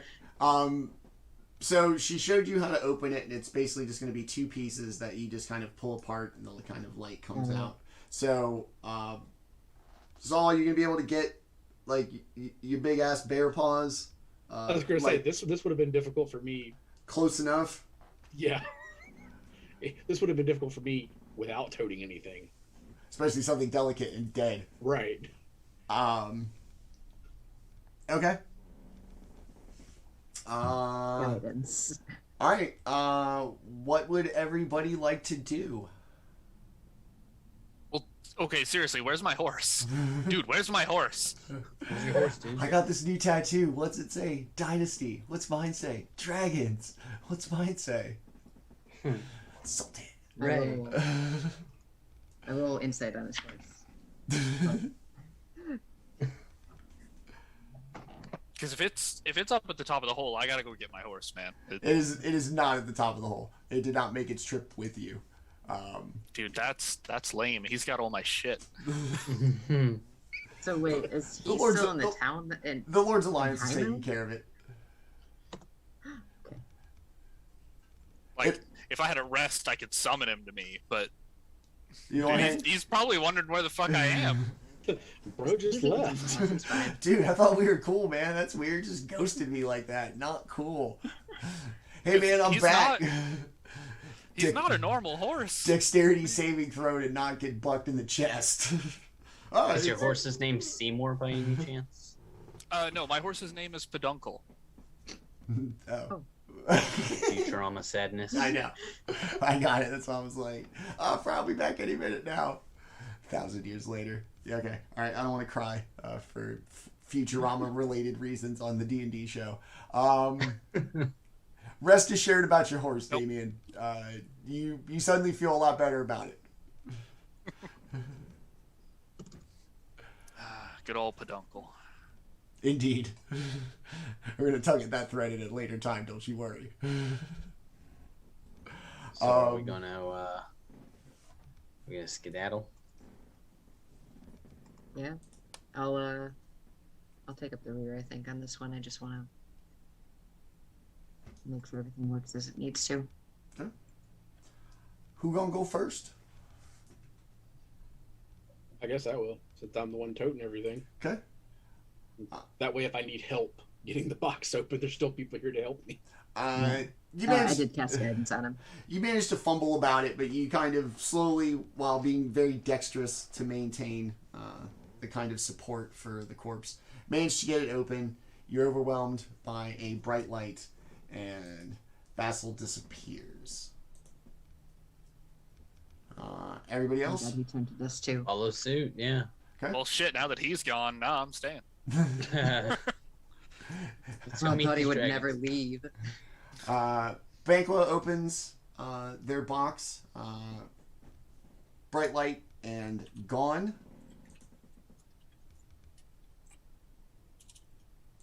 See you on this other side, friend. Juice bitches. What a world! What a world! Tess opens the box. Bright light and Oh, no, disappears. Oh no. I'm going last. Okay. Daemion, Who are you? That was my plan. Are we just gonna stare at each other? battle wills. Contested. Apparently. Contested. What? I guess con. How committed you are to this? Contested con, you say? I got a plus Uh, 4. Yeah, this was my secret. I was waiting the whole time for all of you to leave so I can go in there and solo all those fucking dragons and keep the gold for myself. What up? And experience. Come out of there like level All right, Gandalf. level 17. Daemion the White. Yeah, I'm the White Rose Knight now. Boom! What a bastard. Gandalf told everybody to run, that he shows up leveled up with all this new gear to the next session. What a bitch. David, you opening that box? Yeah, I'll go in the box. Okay. What's in the box? Bright light and you disappear. Tess, you're left in the empty, large, cavernous room. The growls and screeches of the occupants of the vault persist, with the occasional inhalation and then dramatic exhalation and what you believe to be their fire breath, just kind of intermittently all over the place. Everybody's a little bit like gone. Yeah, feeling a little bit like this place hasn't really given up all its secrets yet. But can I just make a quick listen check, try and gauge how many have hatched? Uh-huh. Or I guess that's perception in this. We don't have a listen skill anymore. Thanks, wizards. It's only a 13. A lot. The sounds have grown louder, whether out of desperation and an intense emotional state, or whether there are more of them. You would be willing to bet that there are significantly more. The intermittent sounds of the breath sounds way more frequently than would occur with the number that was in there when you left. How to answer maybe in 60 words. When you gotta get that word limit or word count for your essay. Yeah, I was like, I can't change the font. It's not going to give me the extra pages. Double space, double and a half space. Yeah, it's most likely more. There appear to be the fire breath quite frequently now. Okay. Yeah. Open the box. Open the box and gone. Bright light, blinding, and a brief moment in the void before appearing all once again in the grand room of... Okay, cool. Let's make sure it showed up for everybody. In the grand room of what you deduced was Neverwinter Castle, the current seat of the head of the Lord Alliance, Lady Gwendolyn. She sits exactly on the... I guess it's a throne. Just kind of sideways, feet over like the railing, looking somewhat disinterested. Shaudra, the redhead, the once leader of Mirabar, kind of stands there looking somewhat bored and as if she's zoned out. And as you kind of come to and gather your senses, the only person that seems almost anticipatory of your return is Harold, who seems to be standing in the exact same spot you last saw them, just eye focused on the little kind of standing area where you all were during your audience. And as you appear, you see Harold kind of straighten up. My lady. My lady. And Lady Gwendolyn kind of snaps and sits up and goes back to looking the part. Oh, yes, you're back. What happened to the dwarves? And Shaudra kind of snaps in. Yes, what happened to my dwarves and my city? Who wants to explain? Yeah, I was just thinking the same thing. He just kind of starts looking at the three of y'all like, I can go where first. do we begin? Well, if no one else is keen, my ladies, I'm not confident we found the answer to what happened to the dwarves, but we found something equally pressing. How familiar are you with dragons and the lore regarding them? Lady Shaudra kind of has a confused look. Dragons, those are the stories my dad used to tell. And Lady Gwendolyn seems maybe as if she's not even paying attention. The mention of dragons in Herald draws just captivation, just absolutely hanging on your every word. Lady Shaudra kind of in and out. Lady Gwendolyn doesn't seem like she's even paying attention. At least the mention of the word dragons didn't have any impact on her expression or a reaction, like nothing. I will cast Minor Illusion openly to basically create a 5-foot square worth of... they were medium creatures, so yeah, they would have fit in 5 foot. So I'll create one basically right here on the steps in between us of I don't know, the last sight I saw of one snarling and blowing fire at us. And I'll say, dragons. As it kind of coalesces into a form, you see Harold still absolutely riveted by this visual. Lady Gwendolyn seems to at least be paying attention and kind of just blank expression, just kind of looking. And as it kind of forms, gets, kind of more definition, you can see Shaundra's expression just kind of go from curiosity to horror to just terror as it breathes fire. She's quite the powerful caster herself. Knowing it's an illusion, she still jumps back and as the fire breath kind of scatters about the room. Thank you, Banquo. So we went down and we found evidence of something had burst through the wall coming into the mines. And as we followed that path, we found this beautiful temple, but I've studied a lot and I don't know what deity it might belong to. And she just keeps wringing her hand. She's very nervous right now because this sounds insane. And she knows it. But there was a vault, and we counted upwards of 50 eggs on piles of gold and rubies, a hoard. I almost forgot. Basall, we found a corpse, and he spoke with it. He found out that his son had been a leader of sorts in the temple, I think. Anyone can jump in and correct me if I'm wrong. Looking for my notes.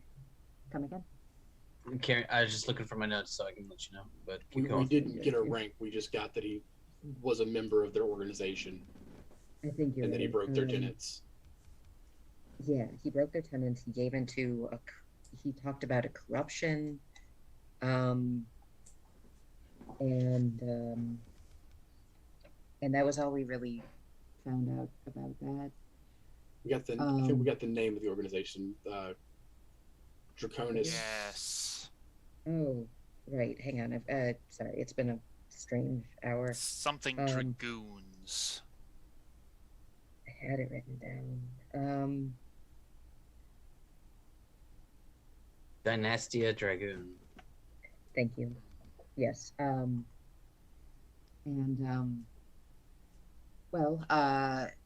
So that was what we learned. So as we headed into the vault, there was something missing in a pedestal.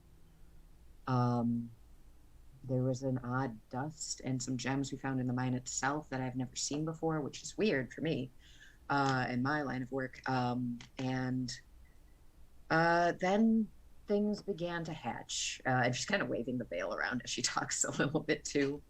And these gestures to the illusion came out. And,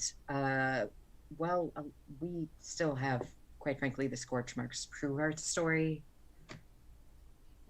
And I'm not really prone to lying. Covered armor.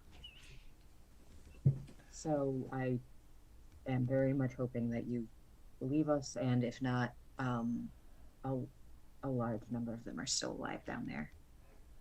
And we have evidence that there's going to be more across Faerun. As 5 or 6 more, I think. As you recount your tale, Harold is hanging on your every word, but in a more analytical sense, listening, and you could see the wheels turning in their head.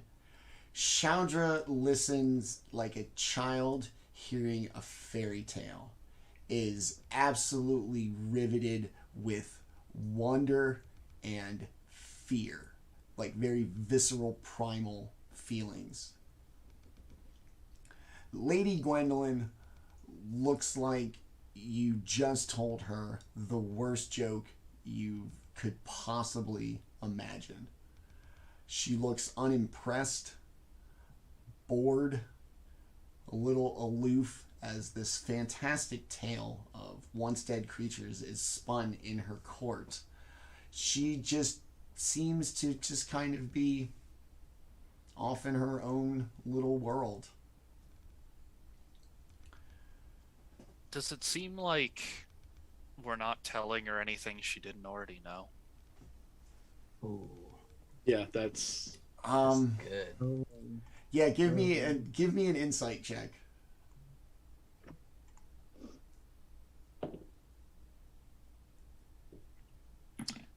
13. natural 20 for 21. 21. None of this seems to be new information. As the tale has gotten more and more heroic, whether you believe this or not, at some point you would be like to react, just like, wow, that's crazy, and has sat there expressionless, almost bored, as Harold listens analytically and Shoudra listens from just a perspective of just wonder. Just, wow, this is a great story. Riveted for that part. Lady Gwendolyn,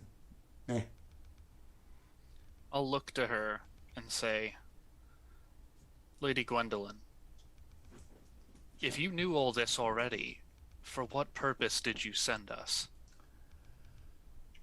and she looks down. Is your illusion still playing, Banquo? I would have dropped it after showing them. Okay. And it's a It's a one-time thing. non-moving image. Okay. So as she kind of stares at the space where the illusion was.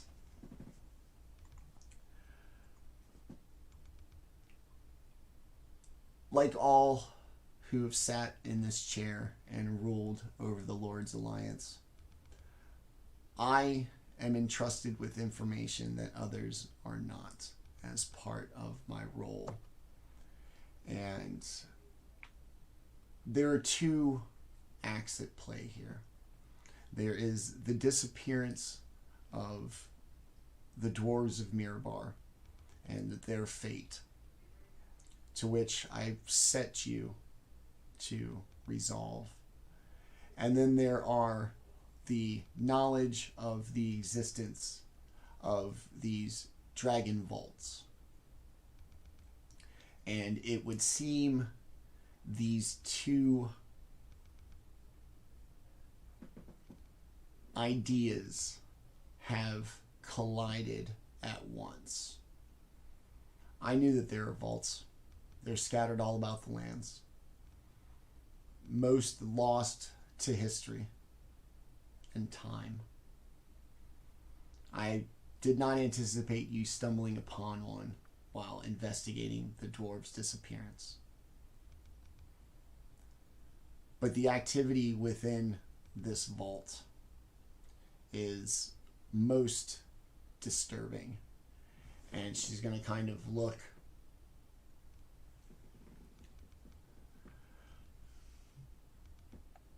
Was that the guardian of the vault? Where is the other? There wasn't another. Safe to assume that was the sun. She's That gonna would be my guess. She's The gonna. one who took the relic. The relic was missing as well. Yes, we weren't really. Well, if you have knowledge of it, I assume you know what it is. Just that it is something within each of the vaults that is integral to its, let's say, operation. There are tales as to what the exact powers of the artifact are. But the one thing that is consistent through the history of the Order is that the orb is to remain in the vault at all times. So it follows that if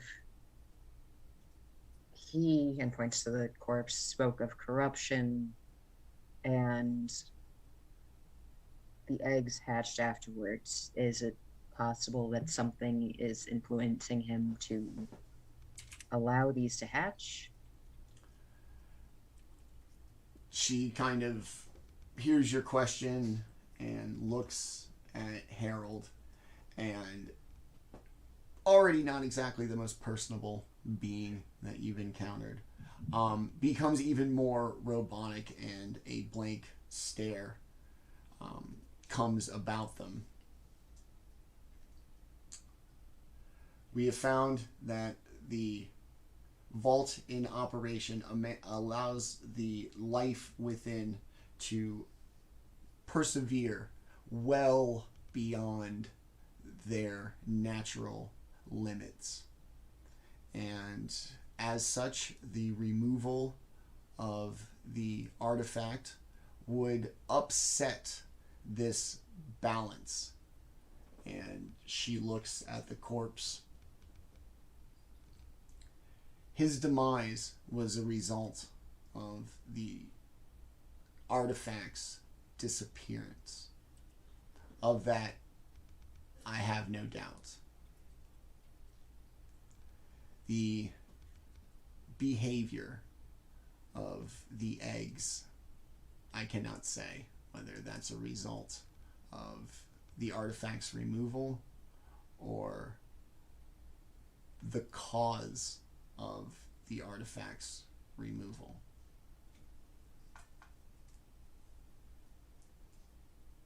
It would stand to reason that if the orb basically allowed the guardian to live in stasis, that it kept the eggs from hatching at a normal rate. So with that removed, they would have gone back to where they left off, which would be ready to hatch, as we found out. And this illusion, this image that you showed, was exactly the kind that you encountered? Yeah, I wouldn't have been able to recreate it from memory of anything else. Okay. I just would have done exactly what we saw. She's gonna look at Harold. Harold's gonna kind of nod. We believe this to be the last remnants of the chromatic dragons that once ruled these lands. The creatures within these other vaults, I cannot speak to their origin or their kind. But if the culling was all a farce and there are more chromatic dragon either living, preserved with this artifact, or waiting to hatch and destroy this peace these lands have enjoyed for 1,600 years. We must know if this is an isolated incident or a harbinger of things to come. You'll have to forgive if this question oversteps. Knowledge can be addicting, but do you know why anyone thought red dragons are of an evil nature? Do you know why it was thought to preserve them? It is the culling of all things. The history is unclear. Could have simply been opportunity. The only clutches of eggs available happen to be of red dragon kind. It could be the hope that over time their nature could be tamed or even harnessed for the good of everyone.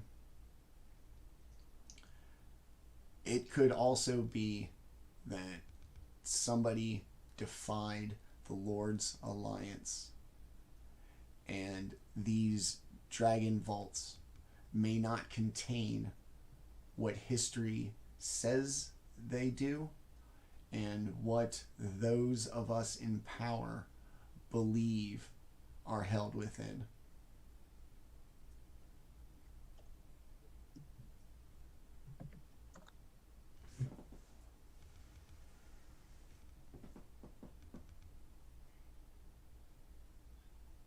Well, we need to see if the vault being closed will render it safe, and then I think we may be hitting the road, because We need to check the other vaults. yeah, we might need to. Well, we need to find that missing artifact. Mm-hmm. If that's what keeps the vaults stable and safe, then without it, closing the door is, Stopgap. yeah, at best. I also suspect that it had something to do with the destruction, and having that out unaccounted for is extremely dangerous. Well, and if the other guardian took that artifact, what's to say that's not where he's headed now, is to the other vaults to take the others? We'd have to follow the trail. To be, well, Maybe we can find some information on the nature of these guardians, these Draconis thing I said a moment ago. Dynasty the- Dragoons. Maybe yeah. we can find some information on what they believed, what they were supposed to be doing, what their methods were. We might be able to find a lead, something that we can go off of, and maybe that'll even take us to the answer of what happened to the dwarfs. getting into the color coding now.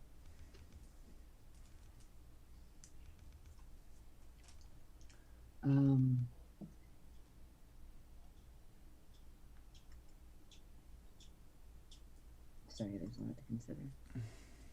Given the path of destruction coming out of the mines, I mean, it would be a fair bet that there's a path to follow. You know, that was wholesale destruction. Could be. We didn't check the surface. I mean, it was scorched earth, man. Yeah. Right, but that was raiders who supposedly acted upon weakness. But blasting through solid stone? Yeah, I don't believe that. That was no raiders. Like I said, supposedly. I mean, Chandra said that she saw the raiders. Chandra, can you confirm that you saw the actors in the destruction? I saw them from my tower before I fled. It was rivals of what we provide for the realms, and I'm not the most popular lady in the land. I am well aware of that, and I am well aware why. I am not welcome in a lot of nobles' houses, for they view me as a merchant of death. I am a merchant of peace.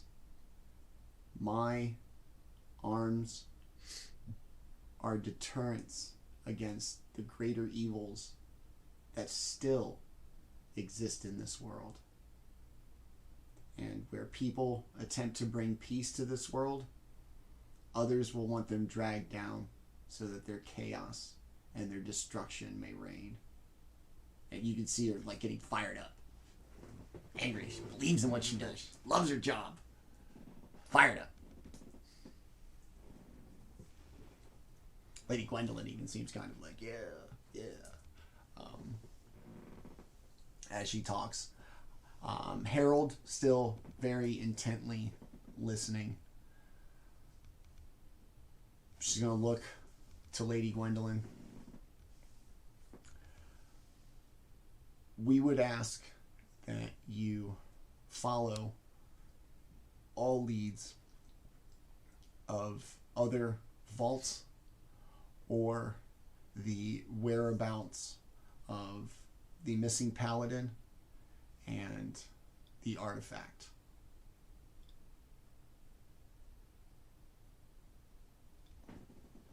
And if there's time, the dwarves.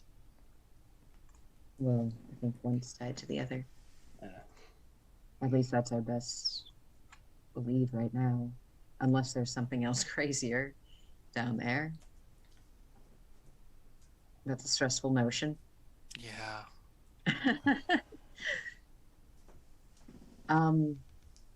I wouldn't mind some time to sort of gather a little bit more information before we head out again, or possibly a rest. It's a little bit more strenuous than most of my jobs. Yeah, was definitely not what we planned to walk into. We can't afford to wait too long, though. Let the trail go cold. Yeah. Perhaps if we could be allowed access to some kind of royal archives or library quickly enough that we can, I think maybe looking up some sort of information might help give us some sort of clue, and we might be able to double up time doing that with time resting. I would also like to request the use of a room that can be easily cleaned, is the most civilized way to ask, I suppose. You have any rubber gloves and plastic sheets? What's plastic? What's rubber? Harold, as everybody's kind of throwing ideas at them, seems to somehow be paying attention to every single little bit of conversation. She's going to look at Lady Gwendolyn. Lady Gwendolyn's going to nod. Lady Gwendolyn would allow you access to some of the archives within Candlekeep that only the heads of the Lord's Alliance are privy to. If you would allow us, we can send for them. They will be sent forthwith at the command of Lady Gwendolyn. These are essentially where, and she looks Lady Gwendolyn real quick and looks back, where all of our knowledge derives from. I lament it is not very much. The course of history and time has exaggerated the points of view of discernible historical fact, and at some point these tales, these creatures were lost to time despite their significance. I can send for that and have those. We can prepare a room for you here at the castle as well. As she's going to kind of... Can she do an insight check test to see what you want this stuff for? Me? Yeah, sure. I mean, there's just a giant holding a dead body.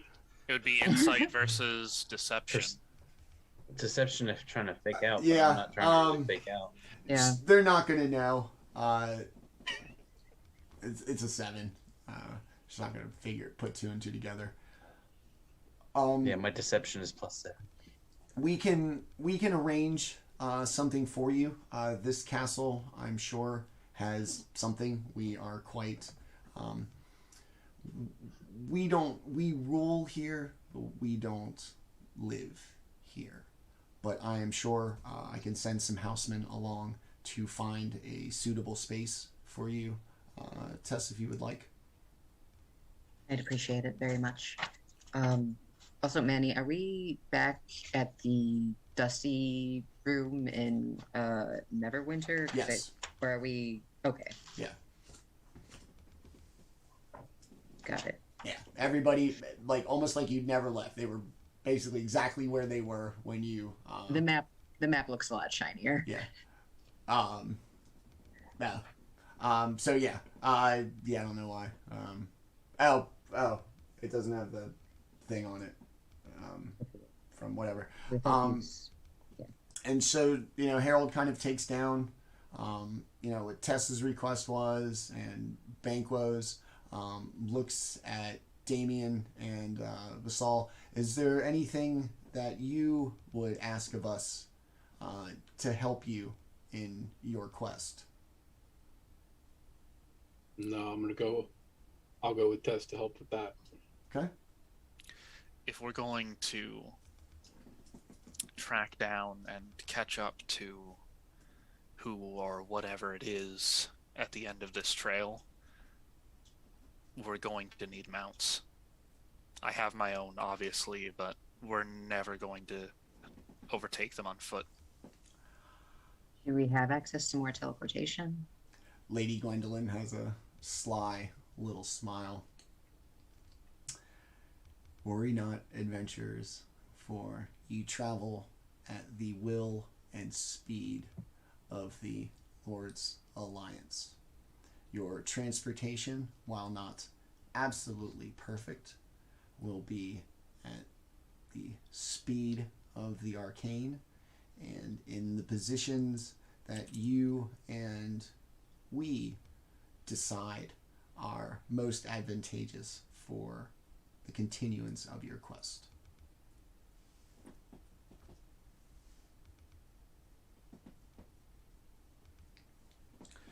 Very well. If there is nothing else, you can see Lady Gwendolyn start to get kind of fidgety, like she's ready to dip. Lady Shaudra still kind of seems... she's had a lot to take in. And so she's really just processing. That mathematical equation meme is absolutely going on around her, as she seems to just kind of grasp not only the destruction of her town, her empire, and seeming a true believer of her kind of outward philosophy, worried about the future and the safety of the realm. Harold stands there. It's wooden and is weird, as always. Looks at Lady Gwendolyn. Lady Gwendolyn shall retire to her estate. I will provide everything you need in the meantimes. I have sent the housemen to prepare rooms and a workspace for Tess, as well as to summon what scrolls we can for Banquo. If there's nothing else, Lady Gwendolyn must be going. Lady Shaudra, she's just kind of blank. Lady Shaudra, I'll stick around if anybody needs anything. I'm the best person to talk about what happened to Mirabar and answer any questions that you may have. And you can just tell that, like, the math is really starting to come up in her head, and she, as the moments go on, just kind of sinks into despair. Just the weight of this is really starting to crush her. The large green-skinned bodyguards, expressionless, statuesque, standing in the back as Harold kind of makes sure everybody's good. And all hail Lady Gwendolyn the Gold, leader of the Lord's Alliance and savior of the Forgotten Realms. And as she does so, Lady Gwendolyn just vanishes. Shaudra seems shocked. Harold expectantly. Very well. If there is nothing else, you will follow me, and I will get you all set up for that which you need of us. Does Harold see, like, Harold was very interested, but did Harold seem at all surprised by the turn of events? Also no. Also no. much more of a kind of seeing what details you picked up. Probably knew more than you did. Kind of seeing what the pickup was, and perhaps any information that was more recent than whatever they had read, heard. Who knows? All right. Let's take. Should have keep toting the dead body. That's Harold's gonna walk by and kind of telekinetically like move it, and you can see like kind of lays it out flat in a nice like repose, and like Han Solo moving through Bespin just kind of floats about 3 feet above the ground, stiff as a board, going feet first. Boba Fett shows up. It's wild. What did you get here? It's crazy. Yeah, so as the body begins to leave the room with seemingly under the arcane control of Harold, Lady Gwendolyn having vanished into thin air, and Lady Shaudra kind of coming undone next to the throne. I think that's a good down note to leave this session on. Speaking of Empire Strikes Back. Next week, we'll pick up with a little bit of downtime and see where the party would like to go for their next Dragon Vault excursion. Like the worst tour guide ever. So we have all these excursions. Where do they go? Dragon Vault. What else? A different Dragon Vault. Another one. This one's full of acid. This one's in the jungle. Woo! This one's got poison. Where are you going? Hey, come back here. This thing sounds awesome. Where are you going? All right, so... Hey, you get back here. Yeah, back here. I was going to say... This episode of Death and Dismemberment. Yeah. my conspiracy theory is that one of them's full of mind flayer dragons because I know Manny. Maybe. That look. Maybe. We depends. dug deep into the Draconomicon, Fizzbands. into Fizzbands for dragon selection.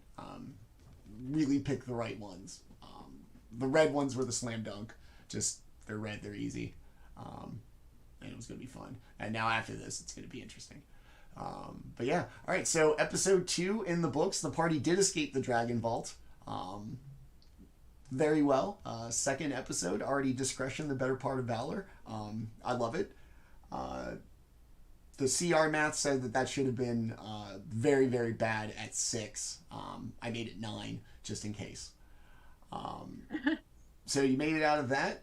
You have told Lady Gwendolyn something that it appears she, this audience could have been an email, essentially. Yeah, no kidding.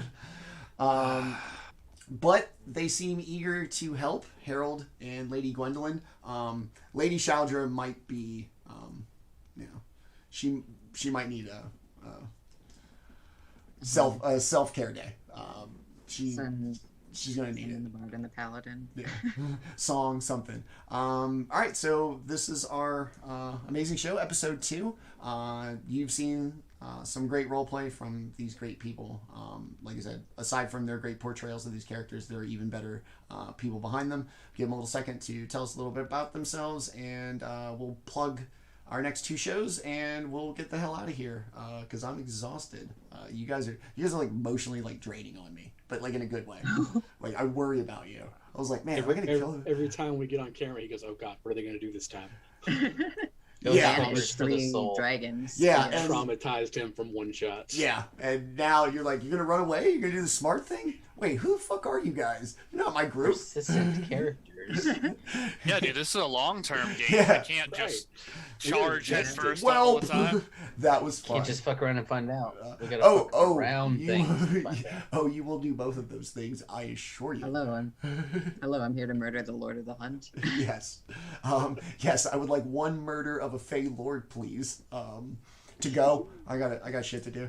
So like I said, they're great people. I care for them deeply. I consider them all my friends, and I torture myself intentionally so that they can have a good time. Let us start with our pack mule, apparently. Just give it to the furbolg. He'll carry anything. Hey, dog, can you carry this? And what about this wagon? Right. That's why he And I has a ask, wagon. and he's like, yeah. You're a husband has at the the wagon. mall with purses. Like, fuck, how did Right. where did my life go wrong?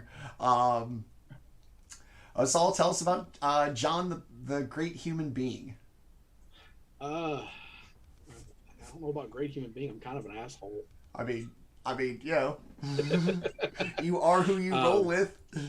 This is You're top-notch this is kind assholes. of fun because this is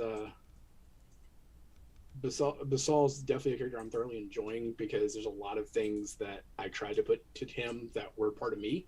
I am an ex-blacksmith, so I'm trying to add that into it, and Manny, you've added some things further down the road that are going to let us utilize some of our skills a little more, which I'm thoroughly looking forward to. I don't have a whole lot to say. I mean, this is what I look forward to every week. This is, yay, it's Wednesday. I'm glad. Is it Wednesday yet? I'm Is it glad. Wednesday yet? I'm glad. Yeah, I'm you glad to son of a have you. bitch, Manny. I hope you guys are having a good time. Like I said, we're 2 episodes in, but like I said, I think there's a lot going, a lot of moving pieces already. Please don't kill our characters. Hey, I was worried. Speak for yourself. You're very capable. I just was like, how much are we gonna go into this? So yeah, like I said, 9. I was hoping that at some point somebody would be the voice of reason. I'm glad it was all of you. It's very nice. All right, let us move on to Banquo, who dipped out and did not look back. Look, y'all, good luck, bye.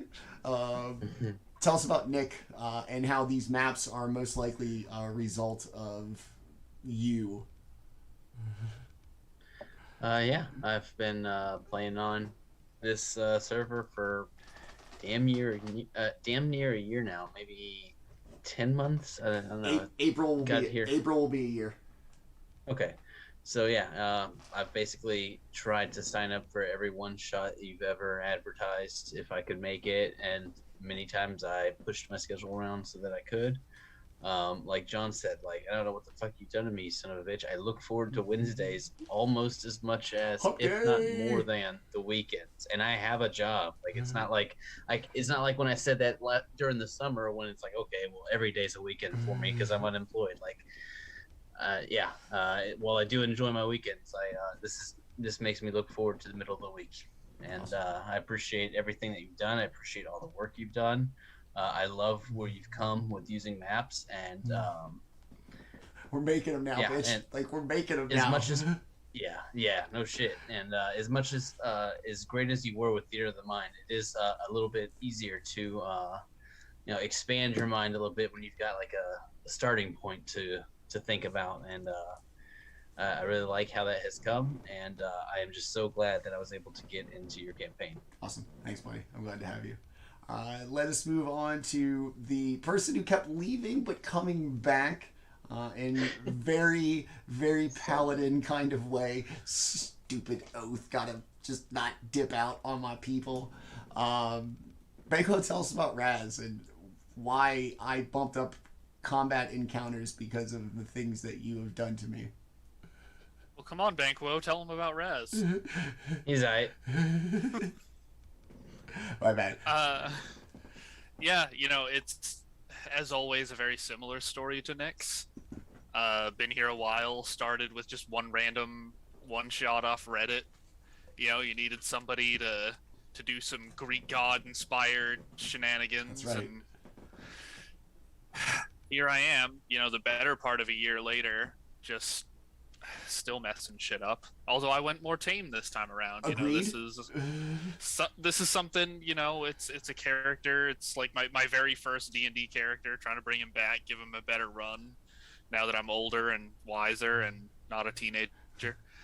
Nostalgic. And this is a great outlet. It's got all my favorite things, dragons and dungeons. As I said in session 0, there will be a heavy emphasis on both of those things. That's what I signed up for. I'm here for it. Perfect. I was like, this is all going to work out very well. Raz, thanks, buddy. Always glad to have you. I'm glad you're here. I'm glad all of you are here, just because this is the perfect group for this game. And last and not least, our so what are we're gonna do an autopsy? That's what I'm gathering? Yeah. Yep. Cool. And I don't have the medicine skills, so I hope that our cleric's real cool about some weird shit. I have medicine. I wonder what the Faerunian equivalent of social media is. So I saw this on board message book about this conspiracy that says. Robin, you've been an interesting one to play with. Your characters have been great. You've ascended to godhood twice? Just the once. Just the once? The big one. Yeah, the big one. Yeah, the death one. Which is like, yes, I would like my character to be uber goth. I am not. But yeah, I am Robin. I am on social media as Bardlock Cafe and playing neither for once. This is my first kind of venture into an int character, and also kind of being the face this session as an int character was very interesting when most of my characters have like sorry, I just saw Raz's message. Yeah, usually I'm used to characters that have like a plus 24 to diplomacy, so this was a little bit different. God damn. I love these hilarious guys. I wish you could see the chat right now. I'll leave it to them to put it in the Twitch. She's built like a steakhouse, but she handles like a bistro. Bistro in the sheets. There's something there. I have to change windows or I won't get the rest of this sentence out. Anyway, yeah, I've been playing for I think around 6 months now, 6 months in February, and I much like Nick, it's just, hey Robin, do you want to be in this one shot? I don't know if I can, but yes, so yes I do. Sometimes shortly after wisdom tooth removal. That's right. Yeah. I can't do this week, guys. It happened literally yesterday. I am loopy and swollen. Mostly swollen. Yeah, I very much appreciated the invitation to this campaign, as much as I was like a little floored by it, based on all the goblin shit I do.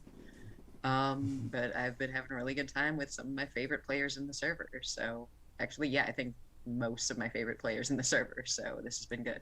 I wanted to hurt myself by bringing you all together, and I have done that. So yeah, all of you have done such cool I mean, things. if you're gonna get like my best effort of a campaign, I want the best effort to try to break it and have a good time with it. So that's why I picked you all, and I'm glad that I did. So yeah, that's episode 2. What do we go with? A Dynasty Rebuked. Like I said, I wasn't really exactly in love with it, but I think it works. Episode 2. That's going to be it for us this week on the channel. You can join us next Tuesday. We will not be doing Eberron Tranquility's Twilight. We have some commitments from one of our players, so we'll be running a one-shot with our 2 remaining players. Level to be determined, outline to be determined, but I still want to get us together to play a game this week, so you can check that out Tuesday, 7 p.m. Here on the channel. Be a special little one-shot. And then join us back here next Wednesday, 7 p.m. For episode 3 of Dynasty of Dragons, when we're going to read some books, do an autopsy apparently, because why wait till the 3rd episode for this? The second you drop that clue, I'm like, I'm cutting that fool open. Yeah, and I just realized that's what you're doing. I was like, wait a second. I was like, Dexter, that's what we're doing. Somebody was talking about it in chat, so that's what I assumed.